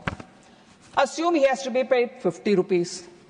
You will actually have to pay 50 plus another 50. You will ask why? The other 50 is no-co coolie. What is no-co in the Malayalam, sir? No-co means look. Meaning, I will be sitting and watching here. I may be a CPM card holder. I'll be sitting and watching and the person, actual coolie brings the luggage down, he gets 50 rupees. But for me, being a card holder member, watching that act itself, I need to get 50 rupees. That is no-co coolie for you, sir. So, it is that kind of communism that has killed industry in Kerala, that kind of communism which has killed industry in Bengal, that kind of industry. Santosh Kumar, listen to me. No permission from the chair. Sir, with your permission, Please. sir. Yes, with your permission, sir.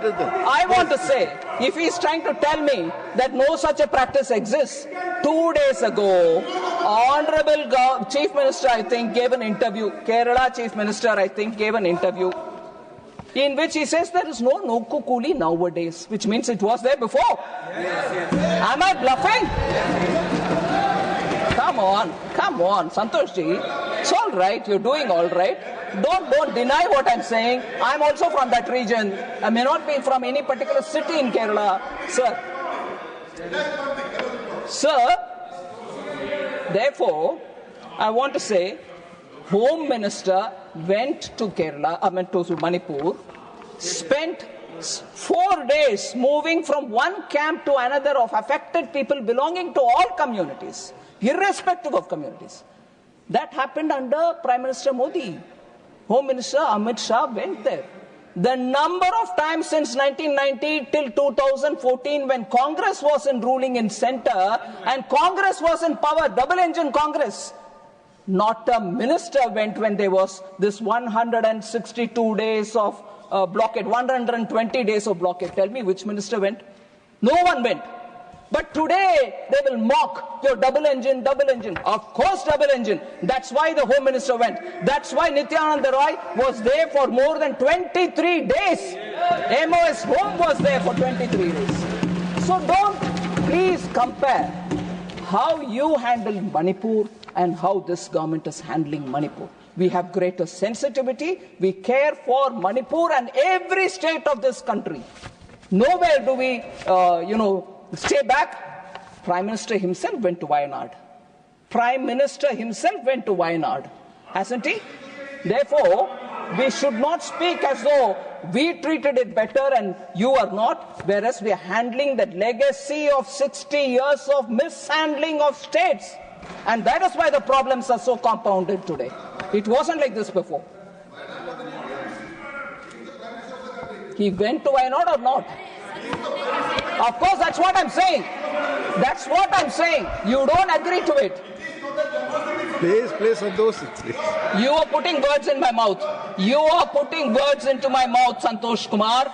I said he also went to Kerala. Don't you try that communist tactic on me. Put your words into my mouth. I will not take it. No, you don't give me the tactics. Sir, so the special assistance scheme, again, the same culture has been inherited by TMC, sir. Shout people down. That's communist. TMC has inherited it.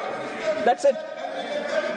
Sir, contingency fund have been created for 500 crores and that will help the state so that if there is emergency, they can handle it. Sir, in 1993, Rajkumar Dorendra Singh of the Congress was the Chief Minister of Manipur.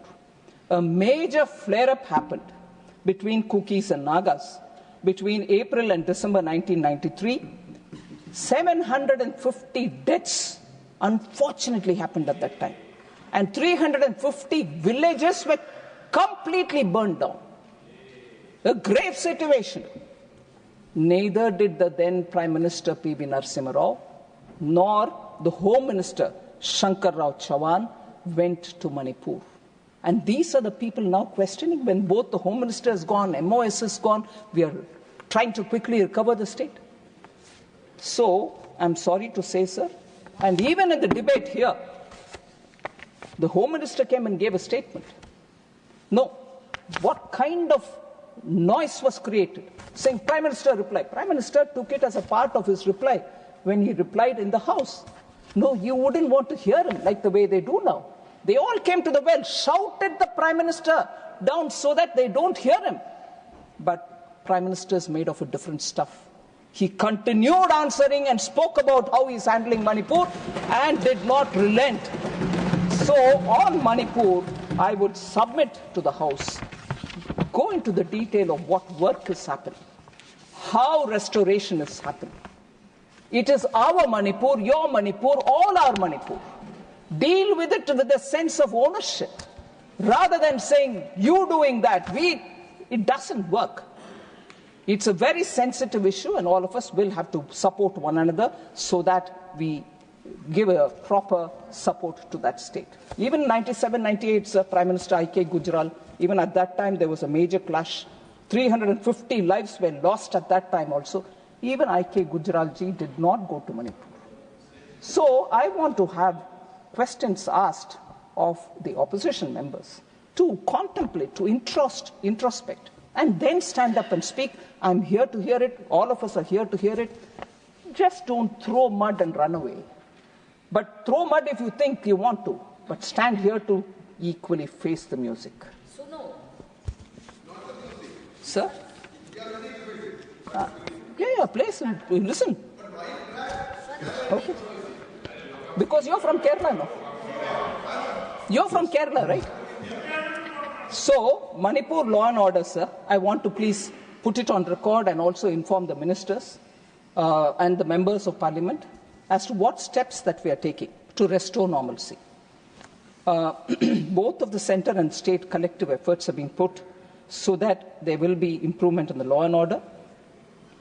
Except for some sporadic incidents in the fringe areas and the unfortunate incident of 8th March 2025 in Kangpokpi, there has been a decreasing trend in cases of death, injuries, arson, firing incidents, and protests.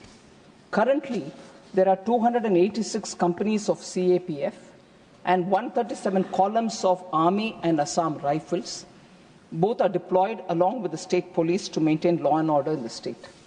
Recovery of arms and ammunition looted are being recovered and it is underway. Public notice by the Honorable Governor on 20th February 2025, the recovery has also seen an increase. Steps are also being taken to ensure free movement along the national highways. Convoy movement carrying essential commodities are continuing to ensure availability of essential commodities in the state. Helicopter service has resumed so that most district headquarters are connected for ease of travel for the public. Various measures have been taken up for the persons displaced in the violence, which is very important, sir. About 60,000 persons are currently residing in relief camps. About 7,000 persons have returned to their homes. About 400 crores of rupees have been provided under the MHA special package for relief camp operations and support to those affected in this lawlessness, riot and everything else. More support will also be provided. Under PM Awas Yojana Gramin, 7,000 houses have been approved recently to provide for housing to those who are displaced. Various other support have also been given to those relief camps, such as healthcare, including mental health support, skill and livelihood training, and also education. Engagement with the civil society is underway from the level of the governor down to the level of the district administration. There is a clear step towards bringing peace in the state. Pending issues of the public are also being resolved quickly on a top priority mode. Sir, centrally sponsored schemes, priority is being given to clear up all the dues and nothing is kept pending at all. Major and critical projects are monitored and reviewed regularly for timely completion, including tying up of required funds for national highway projects, railway projects, civil secretariat, Chura Chandpur Medical College, Manipur water supply project, triple IT at Mayang Kang, and government residential accommodation is also being provided. I've given the pictures of revenue expenditure and also about the capital expenditure that we're giving through special assistance. Sir. There was concern expressed on the GSDP being stagnant. The unrest has led to reduction in economic activity. There's no denying that. With improvement in law and order and consequent improvement in economic activity, I expect the GSDP to show some recovery this year onwards. So I've already told about the amount that we've given for relief and rehabilitation. Temporary shelter, 15 crores, 15 crores have been given. This is the final installment payment with additional funds for extra works which are being provided. Permanent housing gets 30 crores. This is provided for works already taken up. And in addition to that, we are providing the 7,000 PMAY Grameen, which has been approved already. Relief operations for that, 100 crores has been given. That is specifically shown also under the new demand for 25-26. And for internally displaced persons, requirements in the relief camp are itemized and being serviced. So for the relief under the natural disasters, 200 crore is being put under the NDRF allocation. 68 crore is allocated under the SDRF and for mitigation purposes also, as per the recommendation of the 15th Finance Commission. So that was on Manipur, sir. Honorable Member Shakti Singh Gohil and also Member Girirajan from DMK raised questions about fiscal consolidation at the cost of cutting public spending. They said better financial discipline is required. MNREGA is not being released. I want to take a minute to explain this, sir. Union budget, sir, total expenditure is 50.65 lakh crores, which is higher by about 2.44 lakh crores and 3.49 lakh crores compared to 24-25 and 24-25 RE. First number being BE related and the second being RE related. So the capital expenditure target itself is 11.21 lakh crores. The effective capital expenditure actually is only 15.48 lakh crore, not 11, because you're looking at the actual money being given to states which are actual for asset building.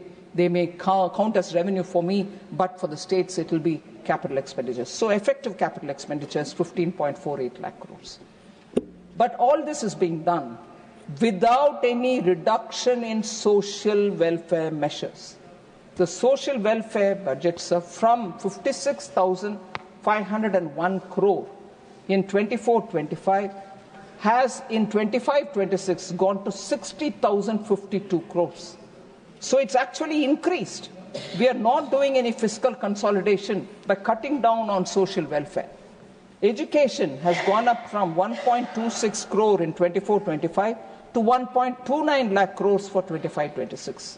Health has gone up from 89,287 crore to 98,311 crore in the BE of 25-26. So there is no reduction in the social sector spending. I also want to draw the attention of honorable members to the statement 4AA, which has been given in Annexure C for me, for my reference, and in the budget documents. It is provided as a separate document. I want to highlight the fact and I will request the honourable members to take a look at that statement. It comes as a part of the expenditure profile. Shows how unspent balances are lying with the states, which are more than 1 lakh crore as on 31st December 2024, and they are for various centrally sponsored schemes. So our money has already gone there. It's lying unutilized, 1 lakh crore. Now, we also borrow money and then send it for the schemes. They should be utilized appropriately and speedily. Sir, on the question of Bengal funds not being released, honourable members don't seem to be here. Probably they don't want an answer from me because they know that even the CAG has pointed out on how many inappropriate actions have happened. Many of the bogus ghost accounts have been given money to, and when the realization had to happen from those ghost accounts, the state government chose to pay that amount which has actually got to be realized from the ghost accounts. They gave that money itself from their own state's treasury. So one, first of all, you give the money for non-existing individual. Two, when that has to be recovered as per the orders of CAG, you again give from the taxpayers' money to saying, no, I've recovered, take it. You have not recovered from people for whom it went, who were not deserving of it, or probably people who don't even exist. Whereas for that, to make up that, you again take it from the taxpayers' money. Such blatant misuse have happened, and therefore, about Bengal screaming and shouting at me, I can understand the anxiety, but they should follow the rules laid down and be transparent in the ways in which they use the money. Sir, there are two matters which I bring in which were not probably discussed so much in this House, sir, but related to the economy.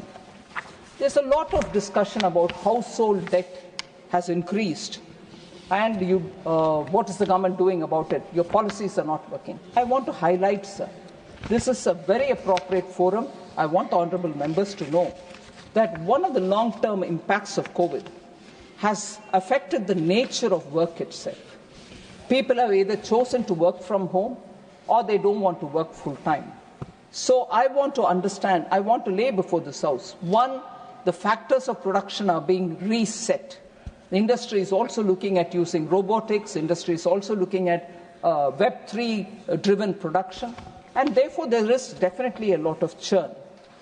There was this feeling that compensation for employees is not going up. I'd like to highlight the national account statistics. Compensation of employees at current prices achieved a compound average growth rate of 11.1% during 14-15 to 22-23.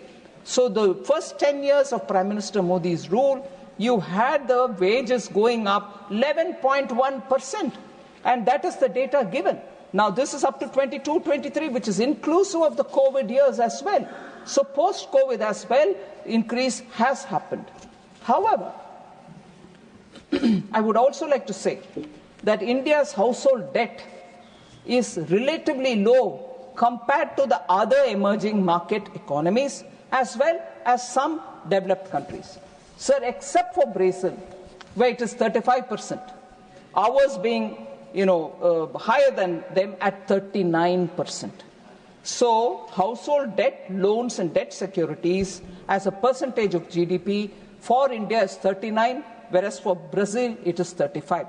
But all other countries which are comparable with us, say Malaysia 69%, Greece 42%, Canada 102%, Hong Kong 93%, Australia 110%, Israel 42%, France 63%.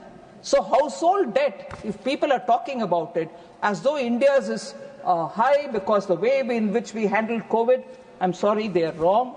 Our household debt to GDP is far lower compared to our peer group and compared to some of the advanced economies. So the stock of financial liabilities of the household as a percentage of GDP has increased from 38% in March 2023 to 40.2% in March 2024, which is Reserve Bank of India numbers. Stock of financial assets of households as a percentage of GDP increased from 103.5% in March 23 to 108.3% in March 2024, given by the Reserve Bank of India. So I want to put before this Honourable House India and its asset and liability figures are very much better than very many of our comparable emerging market economies and even some of the developed economies.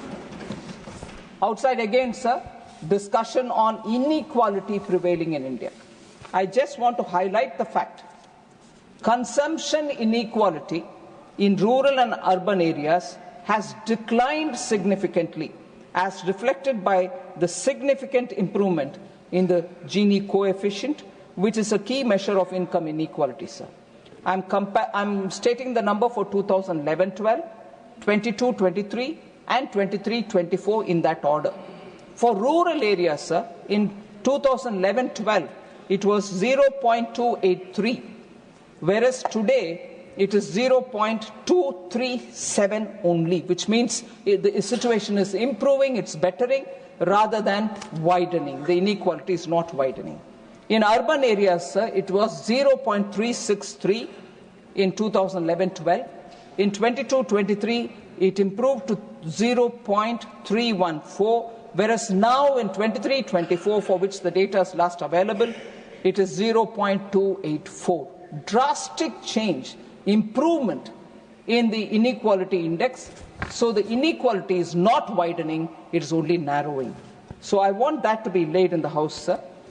Approximately 25 crore people escaped multi-dimensional poverty in the last 9 years. This is due to the significant initiatives that the government has taken up, and this data has come from Niti Aayog.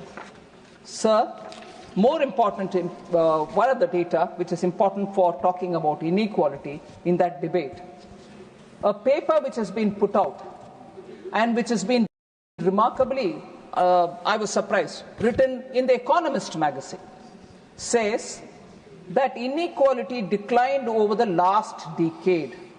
First time since 1990s in India, inequality has declined in the last decade. This has come out through that article in Economist, which draws on the paper written after extensive research by Dr. Surjit Balla and Karan Basim.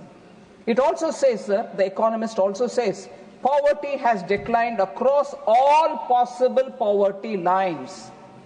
The Economist doesn't write about our government in favorable terms, but you have them saying this means it is in your face. You cannot deny it. Third, sir, extreme poverty has been eliminated. That's what it says. In India, under Prime Minister Modi, extreme poverty has been eliminated. Poverty at 15% for World Bank's higher poverty line of $3.2 PPP, down from 52% in 2011-12, sir. So from 52% in 2011-12, it's come down to 15%. So on the inequality debate, I honorably request all the honorable members that the data that we are giving you here, please go through it. And then, of course, we have all ears to listen to your comments. But without the data, please, let us have a considered debate. So there was also this noise about how India's Make in India is failing. In fact, Honorable Member Jairam Ramesh had tweeted about it. He's incidentally gone in. But I would like to respond to him. Make in India has not failed at all. On the contrary, it has given a great momentum for manufacturing in India. India's manufacturing sector has faced significant challenges due to externalities rather than due to anything to do with India. We have taken short-term and long-term measures. Honorable Prime Minister Modi has prioritized national interest in economic policy making. He has spoken about it even yesterday in a podcast, which is being received all over the world, for extensive and comprehensive viewpoint on how this government deals with very many issues. India's own domestic growth, India's cultural rootedness, India's foreign policy. He has given extensively his thoughts on all these subjects. So has he prioritized national interest in economic policy making also. In order to curb dumping of goods into this country, sir, several measures have been taken up. Anti-dumping duties have been imposed. Strengthening of our trade defense mechanism have been taken up. I want to highlight how Atmanirbhar Bharat and related policies have brought in defense sector today to become an exporter, net exporter. They are able to earn more than 30,000 crores. And as a result, you see what Make in India has achieved for defense production in this country. And I see enthusiastic, I'm sorry to say, Congress members taking vicarious pleasure in saying, oh, Make in India is dead, RIP Make in India. Make in India made defense to become net exporter and earn 30,000 crores. Don't be too quick. And above all, Congress has had absolutely a hypocritical approach to Make in India. They had remained in power from 2004 till 2011 when they came up with the national manufacturing policy. 2014, of course, they went away. It took them 7 long years just to make a policy rather than implement it. Now, that national manufacturing policy was there, which said 25% we'll achieve in manufacturing contribution to GDP. They said that. But before even moving that paper, people send them out. So when Prime Minister Modi in 2014 brings Make in India, the kind of statements which have been made by Congress members, one eminent member at that time said, the objective of Make in India plan to attract investment and technology and promotion of exports cannot be part of a partisan narrative. Do you want manufacturing to grow in this country or not? And having brought out this national manufacturing policy, they also said, being, I don't know, hypocritical or confused, they said when Make in India was announced, Make in India is just a revamped version of national manufacturing policy. And you claim that Make in India isn't working. You claim that Make in India isn't working. Doesn't that mean that national manufacturing policy itself was flawed? Are you suggesting that? It is your policy. But it remained a policy. It didn't find an action ground. And when we make it an actionable policy, we bring in Make in India. We want to bring in several steps towards improving it. They have this problem of either not knowing whether they should accept it, not knowing whether they should reject it, because it also has their own national manufacturing policy into it. They claim 25% of contribution. Manufacturing will reach 25% to the GDP level.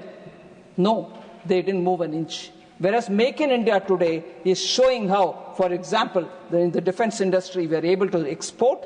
And also, I would want to highlight, sir, the national manufacturing policy guided them to set up national investment and manufacturing zones in several parts of the country. They're called NIMS in the short. NIMS also remained where they were. They were in far-flung areas, no railway station next to it, no port. They were on patronage basis.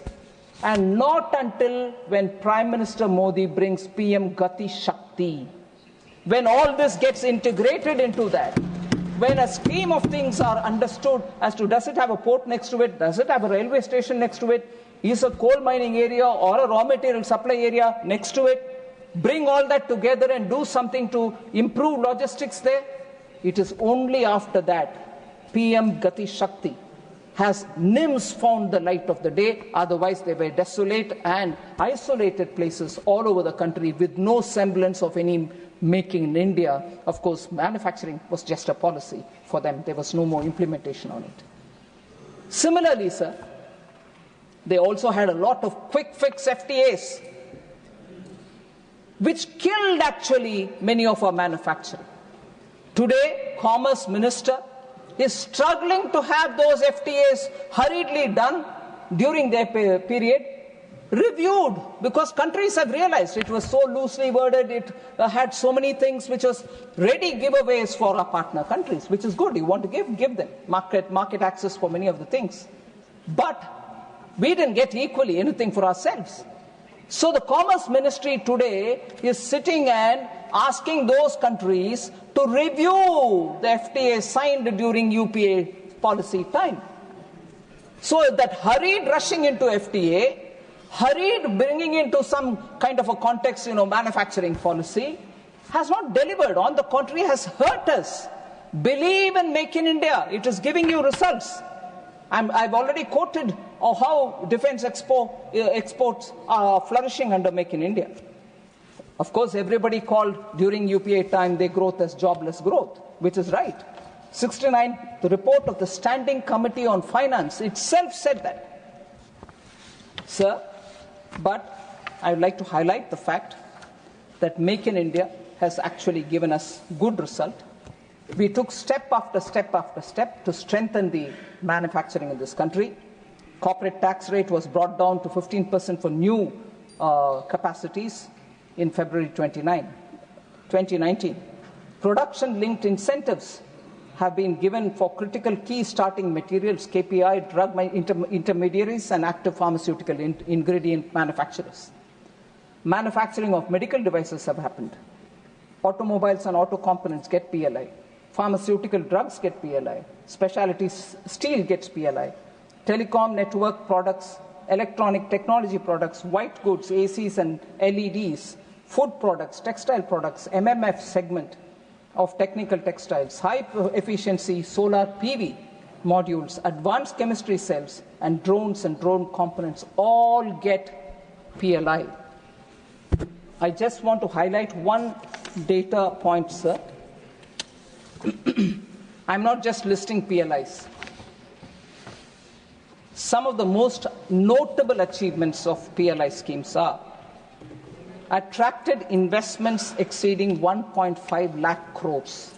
Because of PLI, 1.5 lakh crores have come into this country. Employment generation has happened to the extent of 9.5 lakh people. It has also led to exports surpassing 4 lakh crores. Electronics, pharmaceutical and food processing sector are also contributing to the export. 99.2% of mobile phones now sold in the country are made in India. 325 to 330 million mobile phones are being manufactured in India every year.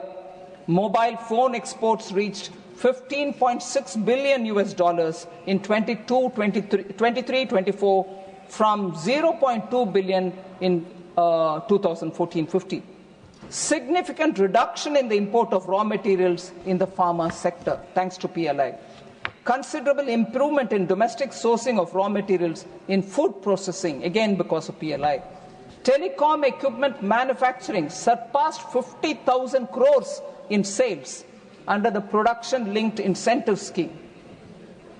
The automobile sector also got a considerable boost, with the PLI directly generating sales worth 2.25 lakh crores and creating 1.5 lakh jobs in that sector.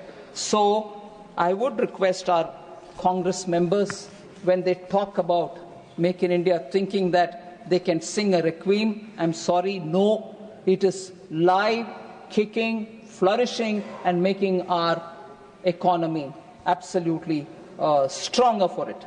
So last one point I would like to highlight. As a result of this concerted effort, sir, our domestic defense production, about which I spoke, reached 1.27 lakh crores, marking a record high with an impressive increase approximately of 174% from 46,429 crores, which it was in 2014-15. So defense is a classic example.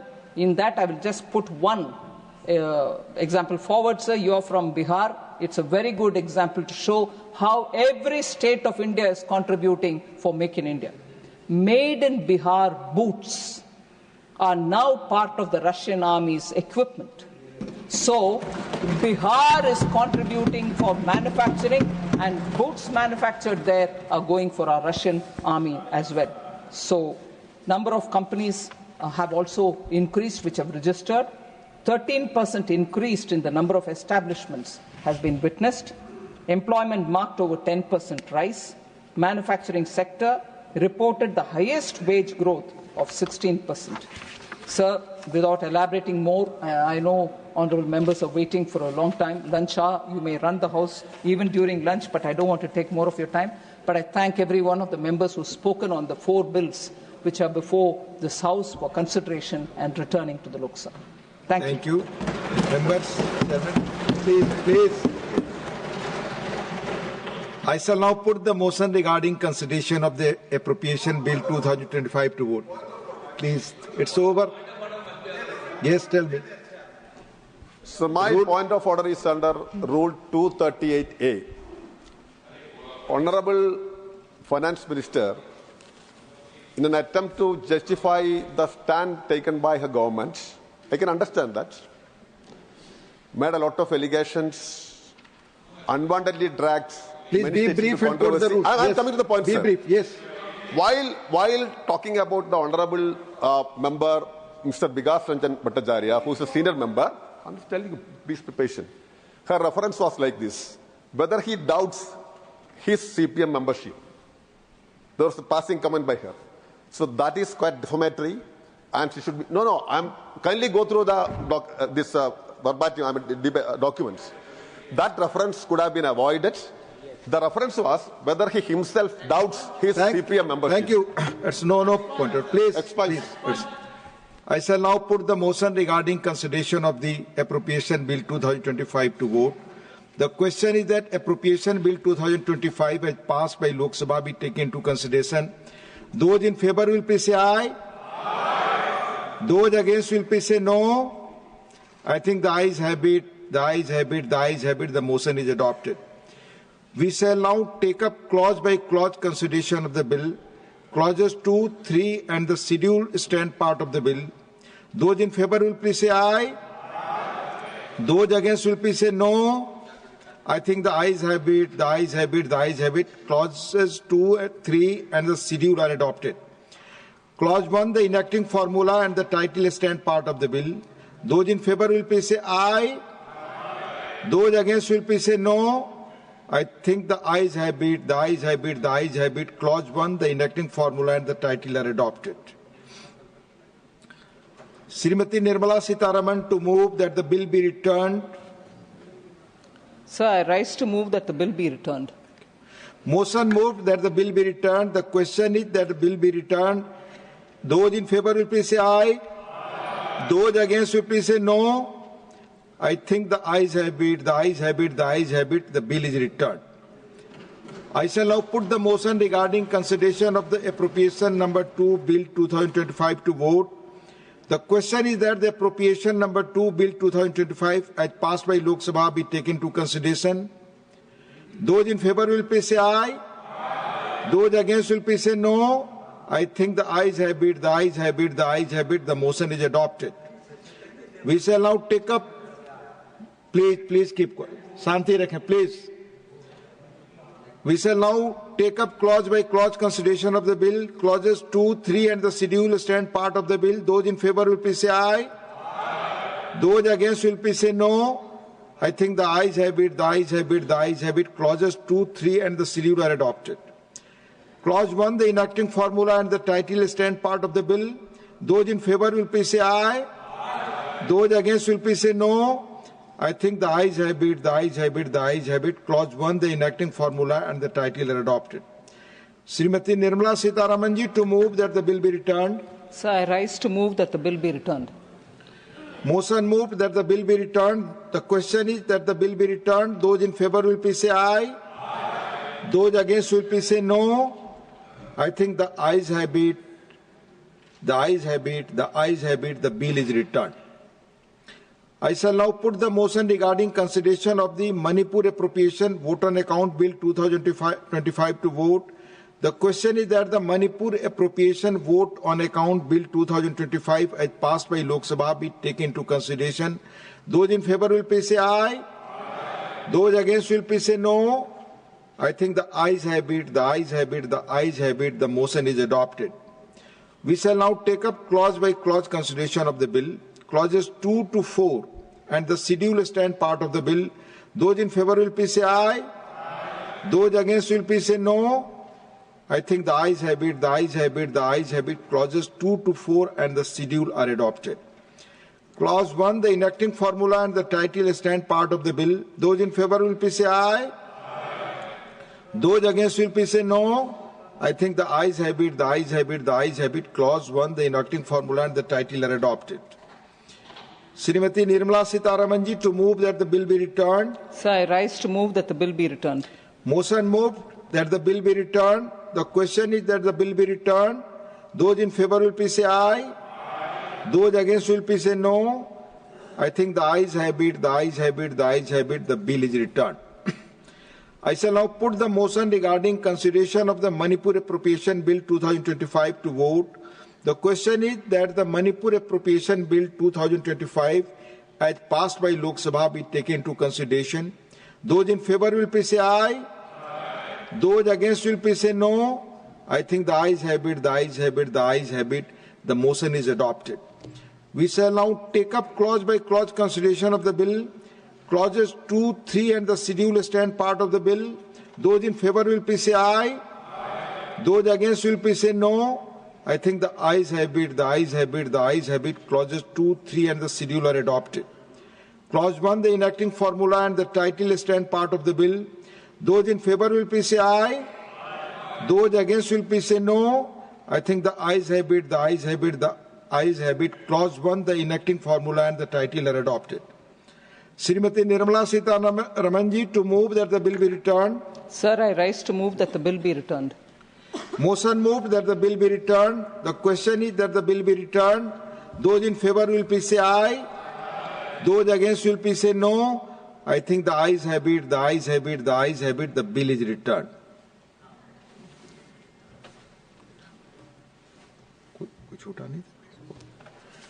Now discussion on the working of the Ministry of Health and Family Welfare.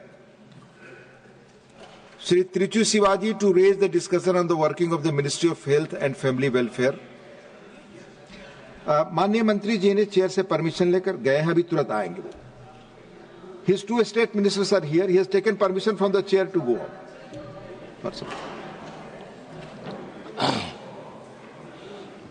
on. Thank you, Mr. Deputy Chairman, sir.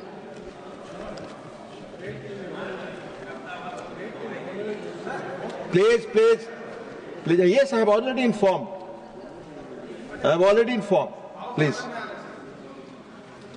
Please, आप अपने seat पर बैठे. We are resuming discussion. Please. Please take your seats. Mani Trichu.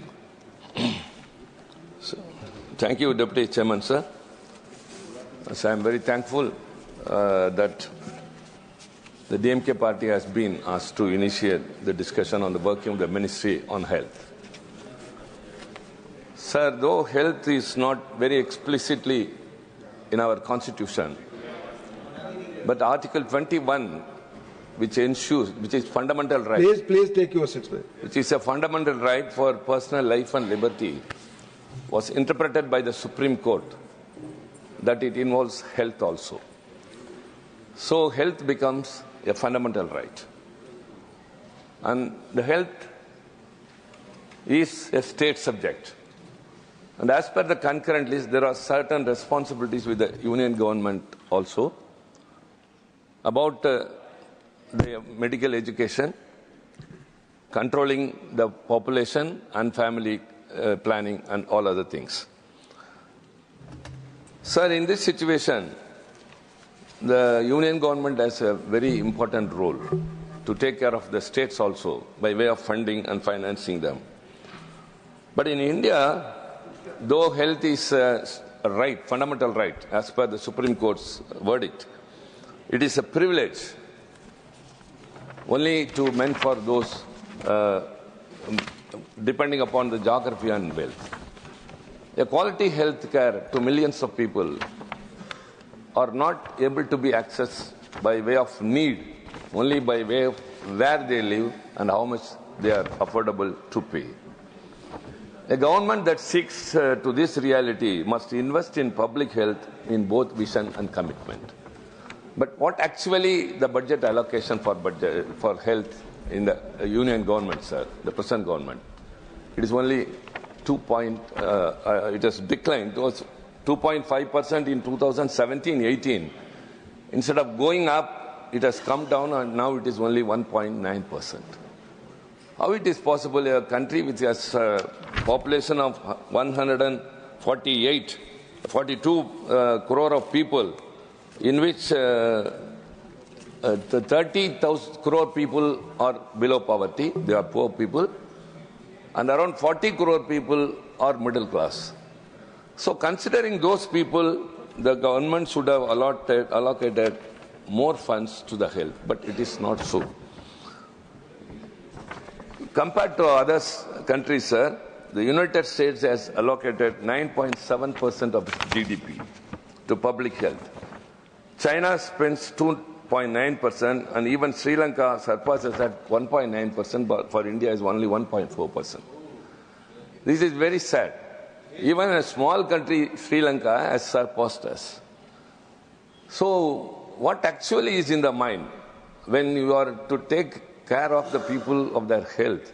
The budget allocation, when it is so less, and the saddest part is the amount allocated for research is only 3,900 crore. What the word who suggests or the standard which has been deputed is totally does not match with what we are handling.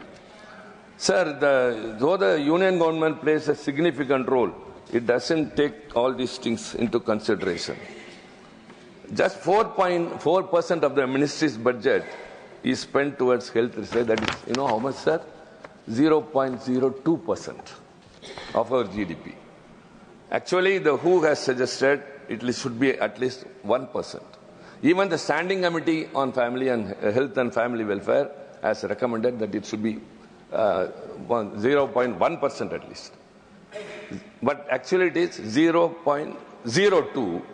Whereas the other countries, United Kingdom spends 0.65% and United States is at 0.44%.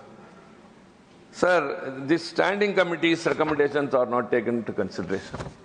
Research is very important as far as health is concerned. So the budget allocation is very much less. It's only less than 2%.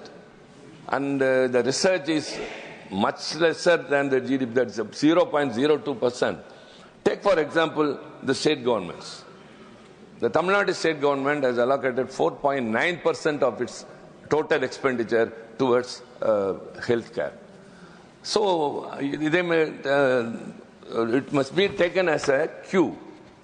The government health expenditure as a share of GDP in other countries. I am very sorry that when I am speaking in the parliament, it will go across the world. I am very sorry to depict my nation in such a sad situation, but the government has to take the responsibility. It's our responsibility to point out, compared to other countries. See, even Thailand is 3.6%, and Brazil is 4.3%.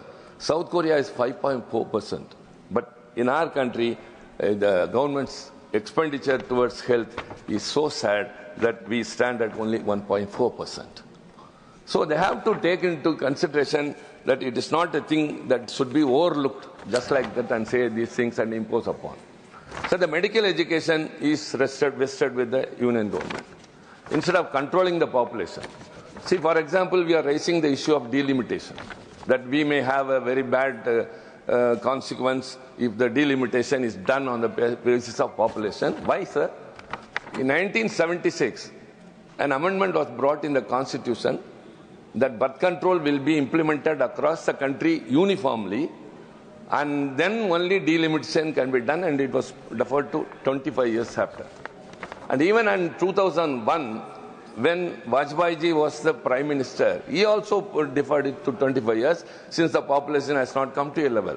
The same situation prevails now also.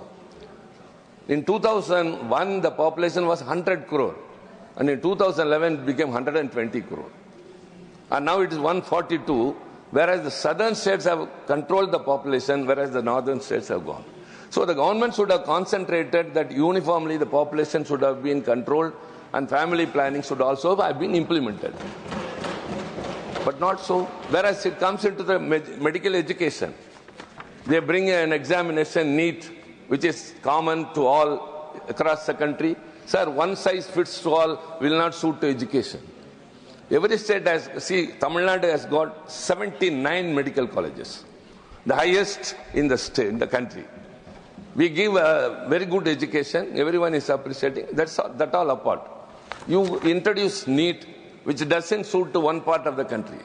See, a student who studies up to 12th standard, night and day, and scores very high marks, it is thrown to dustbin, and they conduct an examination for 3 hours, which is maybe totally new, but now they are being compelled to go through that examination or a crash course, spending a lot of money going to private institutions, and then only they can appear in NEET and pass. So this NEET examination, it must suit to the states, and so with the par with the state government, we have passed a legislation in the state government. Even after the consent of the governor, it is lying with the union government. You have to take into consideration.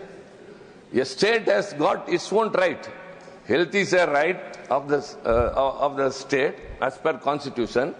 But since the medical education comes under the concurrent list with the union government, instead of concentrating on controlling the population and implementing family control, considering the future of this nation, you are bringing in the education and compelling all other states to go and accept only NEET examination, which has bothered the students so much across. Sir, these are all not just, and now that the finance minister has announced the budget, 10,000 medical seats will be increased. That will be done only by the state governments. Only the aims is with the union government. All the state governments have to increase the medical seats without giving them enough supply, without giving them any facility which they need. How can you expect to increase?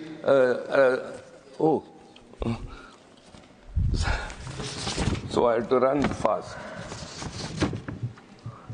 And sir, the WHO standard, it says that it's very very important. The patient doctor population, it must be 1:1,000. That is what the WHO recommends. Let me tell what is the situation in India. It is 1:1,272 average. But state-wise I'll go. Uttar Pradesh is 3,767 per doctor. Jharkhand is 8,180 per doctor. Haryana 6,037. Chhattisgarh 4,338. And I will not rush up. I will rush up with everything considering the time. Kerala is 535 per doctor. And Tamil Nadu stands number 1, 253 per doctor. Sir, why? How it is possible? See, when one part of the country, when 4,000 persons are depending upon one doctor, you are not increasing the health workers. They are not being taken care of as they should have been. But actually it is not so. And another very important thing is the non-communicable diseases. Because of the non-communicable diseases, what is happening is, non-communicable diseases are like diabetes, cancer, and pulmonary diseases and all other things. Because of that, probability that a 30-year-old dies before the age of 70 due to this NCD, that is non-communicable diseases. In Japan, it's only 8%. Out of the total deaths, the deaths because of NCD is 8%. UK is 11%. USA 14%. Brazil 15%. China 16%. Bangladesh 18%. Vietnam 20%. Malaysia 22%. India 24%. Again, I feel sad and sorry to say all these things. The non-communicable diseases are not brought under control. Whereas Tamil Nadu, what it has done is, I will rush up with bullet points. Tamil Nadu diabetic foot care policy, because it is one of the non-communicable diseases. And mental care wellness. In India, it is 0.07 per 1 lakh population, the psychiatrists are there. They are not taken care of. It's a very important. Mental health and wellness is very much important. Whereas in Tamil Nadu, we have got Natpudan Ungalodu Mananala Sevai. So we are taking care of those who are mentally ill.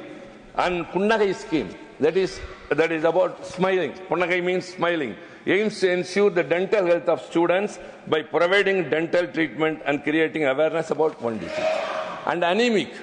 Anemic is spreading to the alarming level in India with pregnant women and children. So what has been done towards that? The Tamil Nadu government across India, it started from Tamil Nadu and now implemented all over the nation the midday meal scheme. But only in Tamil Nadu, we give breakfast also to students of primary school because they should not suffer from anemia.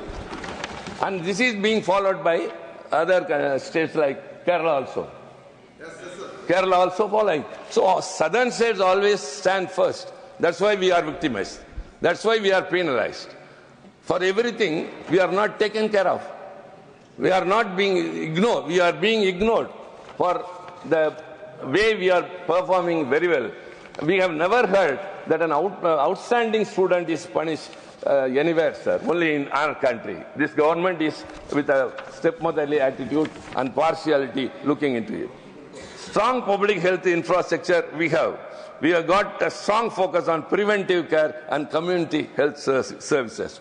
Many PHCs across the country, what the union government should do is it should focus on those states where the things are getting worse. Whereas we are doing very well. The PHCs are more in number. The community medical center, health centers are more in number. The secondary, tertiary hospitals are providing the best health. We go to the people where they live and give service. So the states are doing their responsibility and performing very well, whereas the union government is not focusing on the states that are not performing well, rather they try to punish us. That's what I say. Whatever is responsible with the union government, you say that first you increase the budget. With that budget allocation, you have to do the needful. But that is not done so. No research.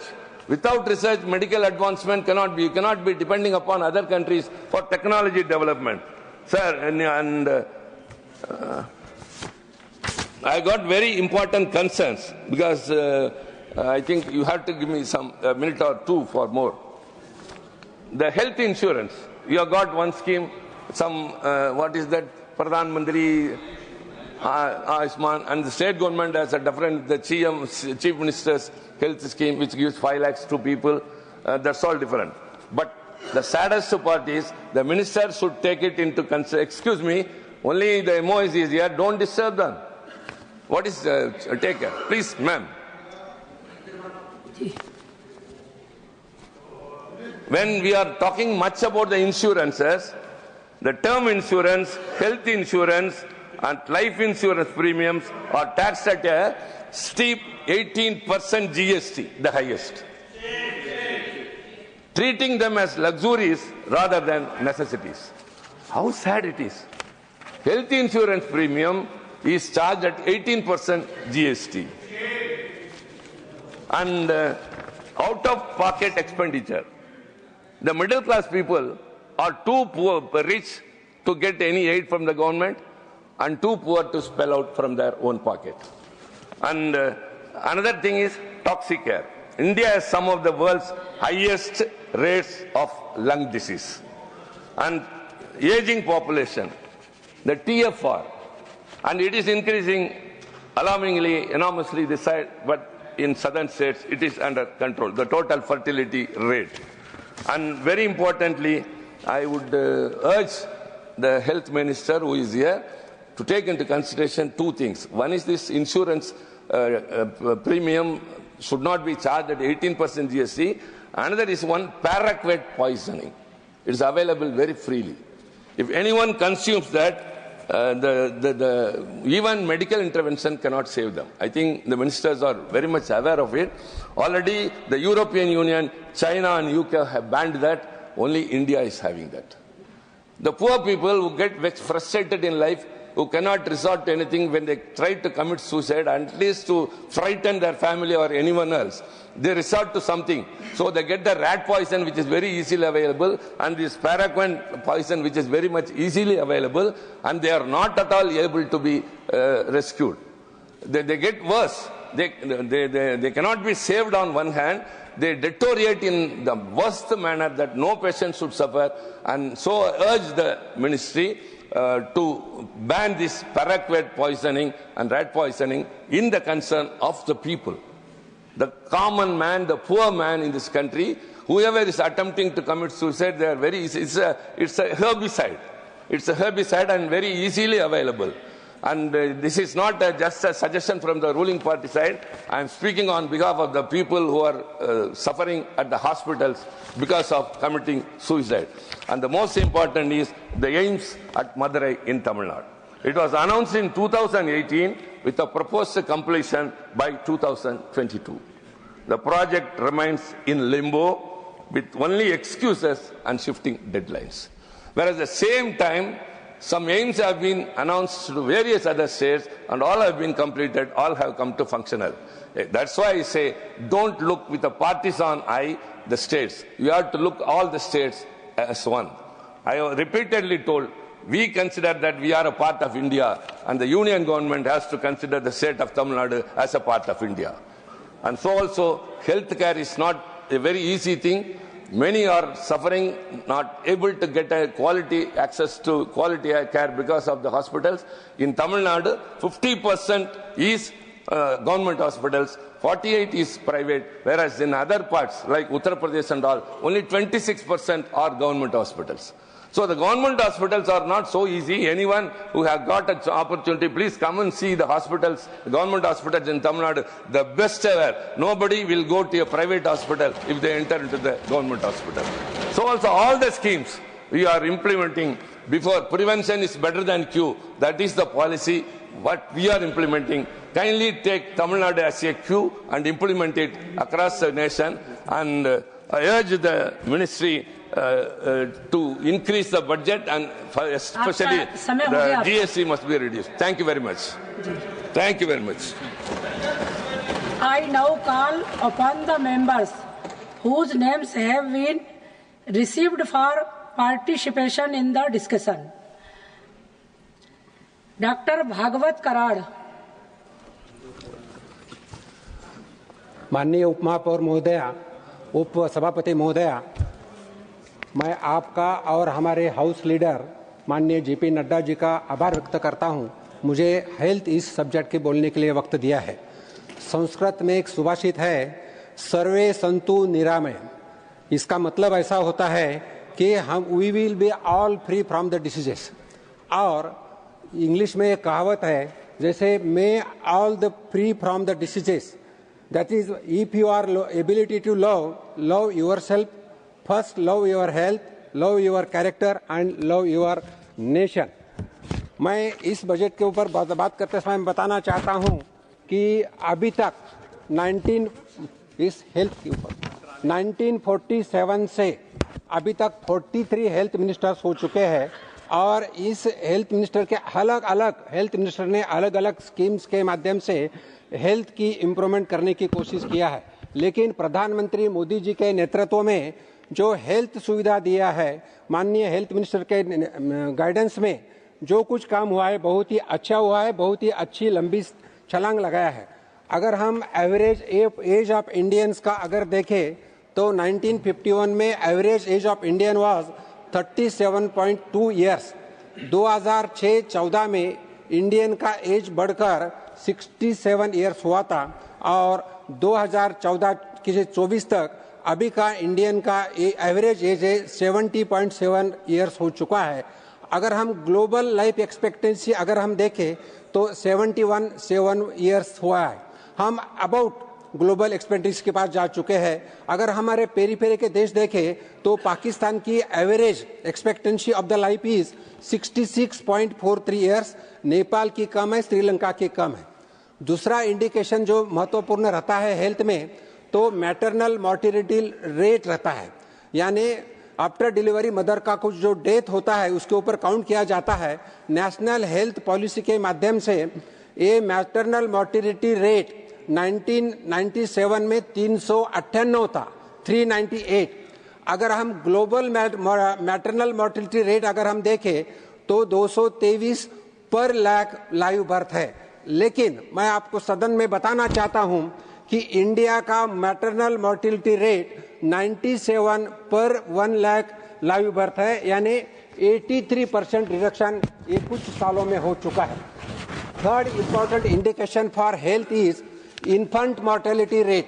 मैं ज़्यादा discussion इसके बारे में न करते हुए मैं इतना ही बताना चाहता हूं, प्रधानमंत्री मोदी जी के नेतृत्व में पिछले 10 साल में इन्फेंट मोर्टेलिटी रेट कम हो जा रहा है। 2014 में इन्फेंट मोर्टेलिटी रेट वाज 28 पर 1000 लाइव बर्थ, 2022 में 27.5 लाइव बर्थ और 2024-25 में 25%। Every year it is decreasing. अगर हम बात करें तो जैसा हमारे तिरुचि शिवाजी ने बताया कि डॉक्टर का रेशो क्या है। डॉक्टर का रेशो अगर हम देखें तो हमारे ओवरऑल कंट्री में अगर हम डॉक्टर का रेशो देखें तो इट इज 1.2 डॉक्टर पर 1000 पॉपुलेशन एंड विकसित देशों में ये रेशो 2.5 to 4.5 है। हम जरूर इसमें कम है, लेकिन माननीय प्रधानमंत्री मोदी जी के नेतृत्व में मेडिकल एजुकेशन में बहुत ही इम्प्रूवमेंट हो चुका है। जैसे मेडिकल कॉलेज का स्टार्टिंग हो, नर्सिंग कॉलेज का स्टार्टिंग हो और पैरामेडिकल कॉलेजेस का भी स्टार्टिंग हो, बहुत सारा हो चुका है। कोई एग्जांपल मैं बताना चाहता हूं। मेडिकल कॉलेज अगर हम देखें 2014 में 383 थे, 2025 में 780 हो गए। एमबीबीएस सीट 2014 में 54,348 थे, अभी 2025 में 1,18,190 हुए। पीजी सीट भी अगर हम देखें पोस्ट ग्रेजुएट सीट्स तो 2014 में 31,185 थे और अभी 2025 में 72,727 हो चुके हैं। 133% राइज ये पीजी सीट्स में भी हो चुका है। मैं बताना चाहता हूं, अगर इस बजट में, इस साल के बजट में, हेल्थ बजट में जो टोटल इंक्रीमेंट ये जो हुआ है, इंक्रीज जो हुआ है, वो भी मैं अगर the share of the health budget increased marginally from 1.9% to 1.97%. This was the budget. Total budget was 50.65 lakh, out of which the health budget is 99,858 crores, and this budget in 2015 में 34,286 करोड़ था, इसमें भी 191% राइज हो चुका है। इस budget में health के लिए बहुत सारे सुविधा दिया है। जैसा मैं बताना चाहता हूं, गिग वर्कर्स के लिए आयुष्मान भारत की योजना है। जीवन रक्षक दवा जो हम इंपोर्ट करते हैं उसमें बॉर्डर कस्टम्स ड्यूटी कम किया है। उसी तरह health infrastructure and man power के लिए 4,200 करोड़ का राशि रखा है। वैसा ही जैसा पीएलआई स्कीम है, पीएलआई स्कीम के माध्यम से 2,445 करोड़ रखा है, जिसके माध्यम से हम फार्मा मेडिसिन बना के एक्सपोर्ट कर सकते हैं। और आयुष वीजा यानी कोई मेडिकल टूरिज्म के लिए अगर वीजा करना है तो उसके में भी सुविधा इसका संविधान रखा है। अगर हम हेल्थ की बात करें, हेल्थ फैसिलिटीज और बेड्स का अगर हम बात करें तो टोटल भारत देश में अराउंड 70,000 हॉस्पिटल्स है।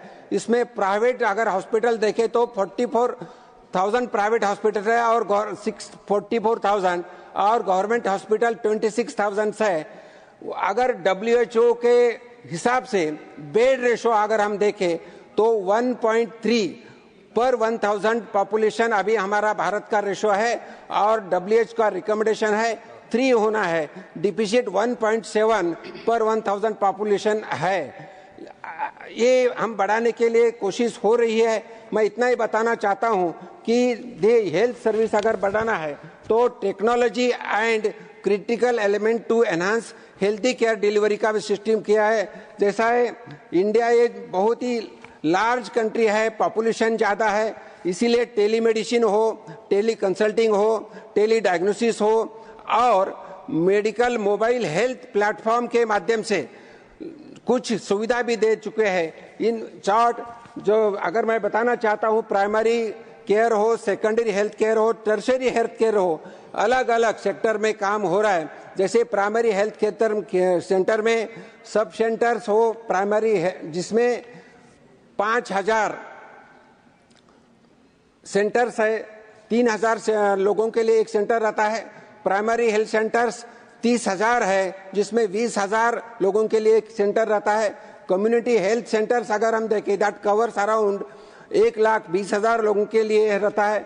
सेकेंडरी हेल्थ सेंटर्स में सब डिस्ट्रिक्ट हॉस्पिटल्स, तालुका हॉस्पिटल्स, इसमें भी राइज हो रहा है जहां स्पेशलिस्ट डॉक्टर्स अवेलेबल रहते हैं। डिस्ट्रिक्ट हॉस्पिटल्स हो, मेडिकल कॉलेज का हॉस्पिटल्स हो, post graduate super speciality hospitals हो, इनमें बढ़ावा दिख रहा है। मैं इतना ही बताना चाहता हूं, रिमोट प्लेसेस पे डॉक्टर का अवेलेबिलिटी होना, इसीलिए स्टेट के माध्यम से डॉक्टर्स को भी नेगोशिएशन करके ज्यादा पेमेंट यानी यू कोट वी पे इस स्कीम से माध्यम से सैलरी दिया जाता है। और अगर डॉक्टर ने प्राइवेट यानी रिमोट एरिया में अगर काम किया तो उनको पीजी को एडमिशन भी दिया जाता है। ऐसे अलग अलग स्कीम्स डॉक्टर्स को दिया जाता है जिसके माध्यम से काम हो रहा है।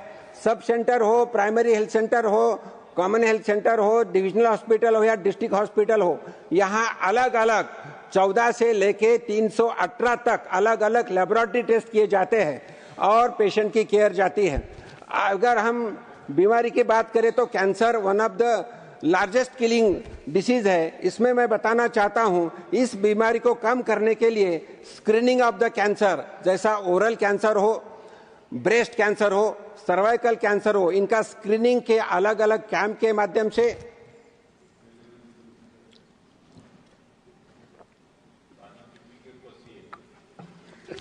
माध्यम से इन्वेस्टिगेशन से माध्यम से काम हो रहा है। और जैसे ही सवेरे माननीय आरोग्य मंत्री जी ने बताया कि कैंसर का स्क्रीनिंग करने के बाद 1 लाख कुछ ऑड अमाउंट लोगों का डायग्नोसिस हो गया और उनको ट्रीटमेंट भी हो रही है। मैं इतना ही बताना चाहता हूं कि अलग अलग स्कीम्स के माध्यम से लोगों को फायदा मिल रहा है। जैसे इंश्योरेंस सेक्टर में पीएम आयुष्मान भारत स्कीम हो, पीएम जन सुरक्षा बीमा योजना हो, पीएम जीवन ज्योति बीमा योजना हो या लाइफ इंश्योरेंस हो। पीएम आयुष्मान भारत ये बहुत ही महत्वपूर्ण स्कीम जो 25 सितंबर 2018 को शुरुआत हो गई। उसी दिन दीनदयाल जी उपाध्याय जी की जयंती, उसी दिन एक स्कीम चालू किया और वर्ल्ड हेल्थ असेंबली में यूनिवर्सल हेल्थ कवरेज की चर्चा हो रही थी। उसी में इस स्कीम के बारे में चर्चा हो गई और सभी देश के 80 देश के लोगों ने उसका अच्छा बताया। आयुष्मान भारत के माध्यम से 5 लाख का इंश्योरेंस दिया जाता है। टोटल अगर हम देखें तो 55 करोड़ को लोगों को इसका फायदा मिलता है। उतना ही नहीं तो ये स्कीम ट्रांसफरेबल है।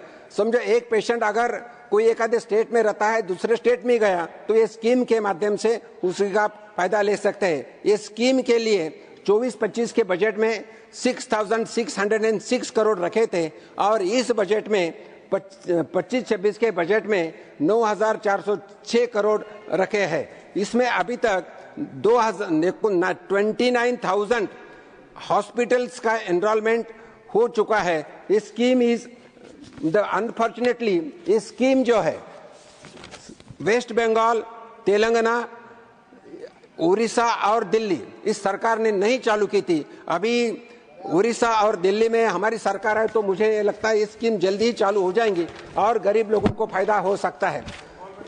इसके साथ बंगाल में नहीं, वेस्ट बंगाल में नहीं है। इसी के साथ हेल्थ सेक्टर में वैक्सीनेशन इज बहुत इंपॉर्टेंट चीज है। वैक्सीनेशन में मैं बताना चाहता हूं कि first vaccine on this earth was innovated by the Edward Jenner and first vaccine in India was given in 1802 by a 3 years old girl who was suffering from smallpox.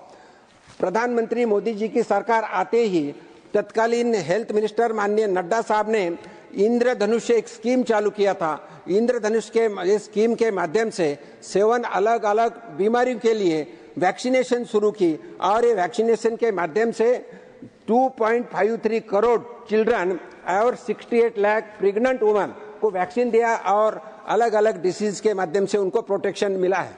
मैं और एक सदन को बताना चाहता हूं, इस गवर्नमेंट के माध्यम से जन औषधि परियोजना की शुरुआत किया है। जन औषधि परियोजना के माध्यम से 25,000 करोड़ जन औषधि केंद्र शुरुआत किया है, जिसके माध्यम से जन औषधि केंद्र के माध्यम से जेनेरिक मेडिसिन लोगों को, गरीब लोगों को मिलता है। इस मेडिसिन की कीमत 50% से 80% से कम रहती है और इसमें मैं बताना चाहता हूं कि 2047 medicine are available in Jan Arogya Kendra और 300 surgical items are available on this medical centers. इतना ही नहीं तो अभी तक हम अगर 6 साल की बात करें तो 30,000 करोड़ का फायदा गरीब लोगों का इस जन औषधि केंद्र के माध्यम से हो गया है। कोविड-19 was a very bad situation all over the country और उसी वक्त मैं बताना चाहता हूं, माननीय प्रधानमंत्री मोदी जी के नेतृत्व में हेल्थ डिपार्टमेंट के माध्यम से 2 वैक्सीन इनोवेट किए। इनोवेट करने के बाद 220 डोसेस इंडियन को मिले और this was the fastest and largest vaccination given by Modi ji government to everybody. अब उतना ही नहीं तो कुछ 70 to 80 कंट्रीज को हम वैक्सीन भी सप्लाई कर सके। ऐसा हर क्षेत्र में काम हो रहा है। वायरल इंस्टीट्यूशन भारत देश में अभी तक 4 वायरल इंस्टीट्यूशन हो चुके हैं।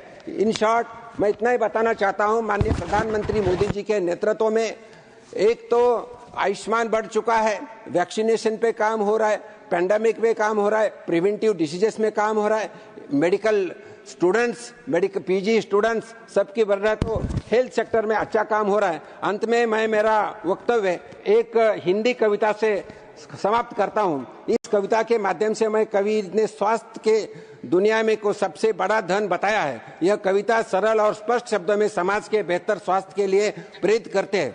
स्वास्थ्य ही सबसे बड़ा धन, इससे बढ़कर कुछ नहीं। रोग मुक्त रहना सच्चा सुख, यह सच है, इसमें शक नहीं।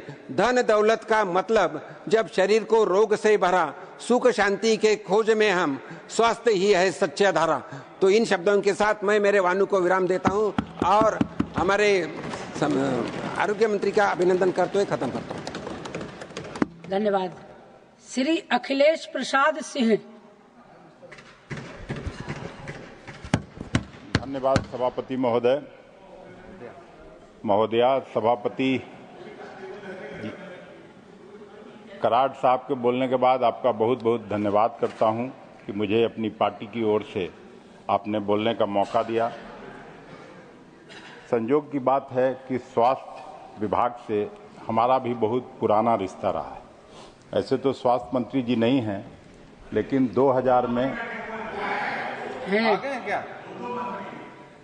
दोनों राज्य मंत्री हैं। मैं स्वास्थ्य मंत्री बोला, अरे तो यही तो मैं बोल रहा हूं, तो आगे तो सुनिए। मैं जो बोलना चाह रहा हूं नीरज जी, कि मैं 2000 में बिहार का स्वास्थ्य मंत्री था और नड्डा साहब भी हिमाचल प्रदेश के स्वास्थ्य मंत्री थे। अब लगता है सिंपल हो गया होगा।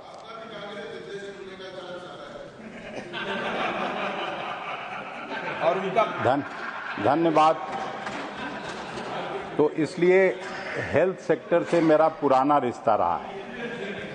महोदय, इस सरकार के कार्यकाल के लगभग 11 साल पूरा होने को है। मैं बहुत ज़्यादा आपके आंकड़ों में नहीं जाऊंगा, लेकिन हेल्थ सेक्टर में इस सरकार का कैसा परफॉर्मेंस रहा है, इसको दर्शाने के लिए कुछ ब्रॉड इंडिकेटर की बात करूंगा। साल 2017 में यह सरकार राष्ट्रीय स्वास्थ्य नीति लेकर के आई थी और उसमें कहा गया था कि साल 2025 तक हेल्थ सेक्टर का जीडीपी का 2.5% खर्च किया जाएगा। हालांकि WHO के अनुसार हेल्थ पर जीडीपी का कम से कम 5% खर्च होना चाहिए। लेकिन इस साल के बजट को भी देखें तो हेल्थ पर इस सरकार का टोटल खर्च है जीडीपी का 1.28%। तो यह है आपकी पहली उपलब्धि। दूसरा एक आंकड़ा जो बहुत चौंकाने वाला है, अगर हम 2025 को 2010 से कंपेयर करें तो नॉन कम्युनिकेबल डिजीज से होने वाली मौतों की संख्या पिछले 15 सालों में भारत में लगभग 12% तक बढ़ गई है।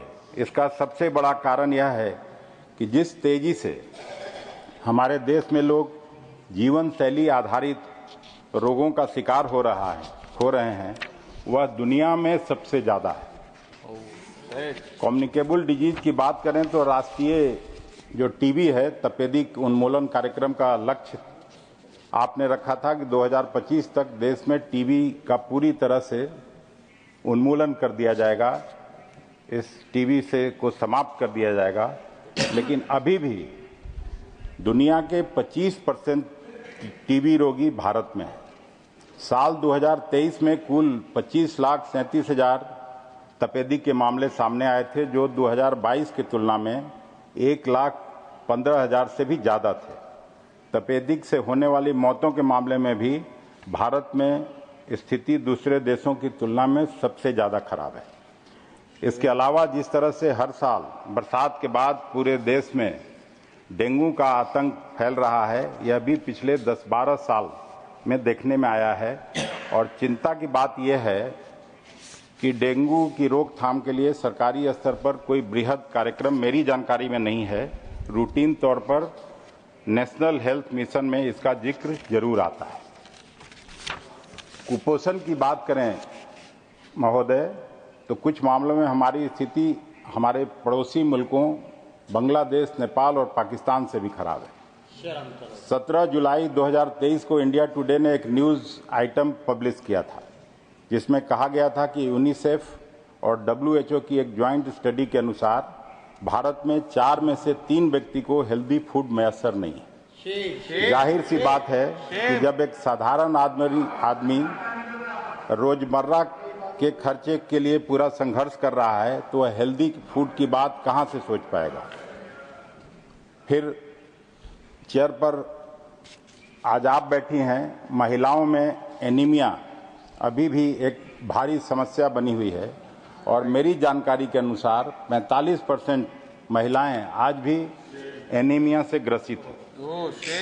प्रधानमंत्री आयुष्मान भारत योजना की दिन रात आप लोग चर्चा करते रहते हैं, लेकिन उसमें भी जमीनी हकीकत क्या है। प्राइवेट हॉस्पिटल में इलाज करने में आयुष्मान कार्ड धारक को दिन में तारे नजर आ रहे हैं। कहीं हॉस्पिटल लाभार्थी को परेशान करता है तो कहीं डाटा मिसमैच होता है। हम लोगों के सामने तो लगातार ऐसे मामले आते ही रहते हैं। पता नहीं मंत्री जी और सरकार की जानकारी में यह सब बात आती है कि नहीं। इसी तरह जन औषधि केंद्र में जो जेनेरिक दवाइयां मिलती हैं, उनकी क्या स्थिति है, यह भी किसी से छिपा नहीं है। जेनेरिक दवाइयां खाते जाइए और बीमारी वैसे के वैसे बनी रहती है। पीछे इस प्रकार की भी कई रिपोर्ट आई है कि जन औषधि केंद्रों में सही तरीके से दवाओं का भंडारण नहीं होता है और कई बार तो एक्सपायरी दवाइयां भी दे दी जाती हैं। दरअसल प्रधानमंत्री जन औषधि केंद्र का जो पूरा कंसेप्ट है, हालांकि यह यूपीए के टाइम में शुरू हुआ था, लेकिन अभी ऐसा लगता है कि इसमें सारा जोर इस बात पर है कि दवाई की क्वालिटी चाहे जो भी हो, उसे सस्ती कीमत पर उपलब्ध कराया जाए। मेरे हिसाब से तो हेल्थ का जो बेसिक कंसेप्ट है वही इसके खिलाफ है। हेल्थ सेक्टर में एक और चीज है जो आज के समय में बहुत चिंताजनक रूप से बढ़ रही है। मैं मेंटल हेल्थ इशू की बात कर रहा हूं। WHO की इस रिपोर्ट के बारे में जो बातें सामने आई है, उसके अनुसार भारत में लगभग 14% लोग मानसिक समस्याओं के शिकार हैं और मेंटल हेल्थ प्रोफेशनल्स की संख्या प्रति 1 लाख लोगों पर केवल 0.3 है। मैं मंत्री जी से आग्रह करूंगा कि इस समस्या की गंभीरता को देखते हुए मेंटल हेल्थ पर एक नेशनल प्रोग्राम बनाने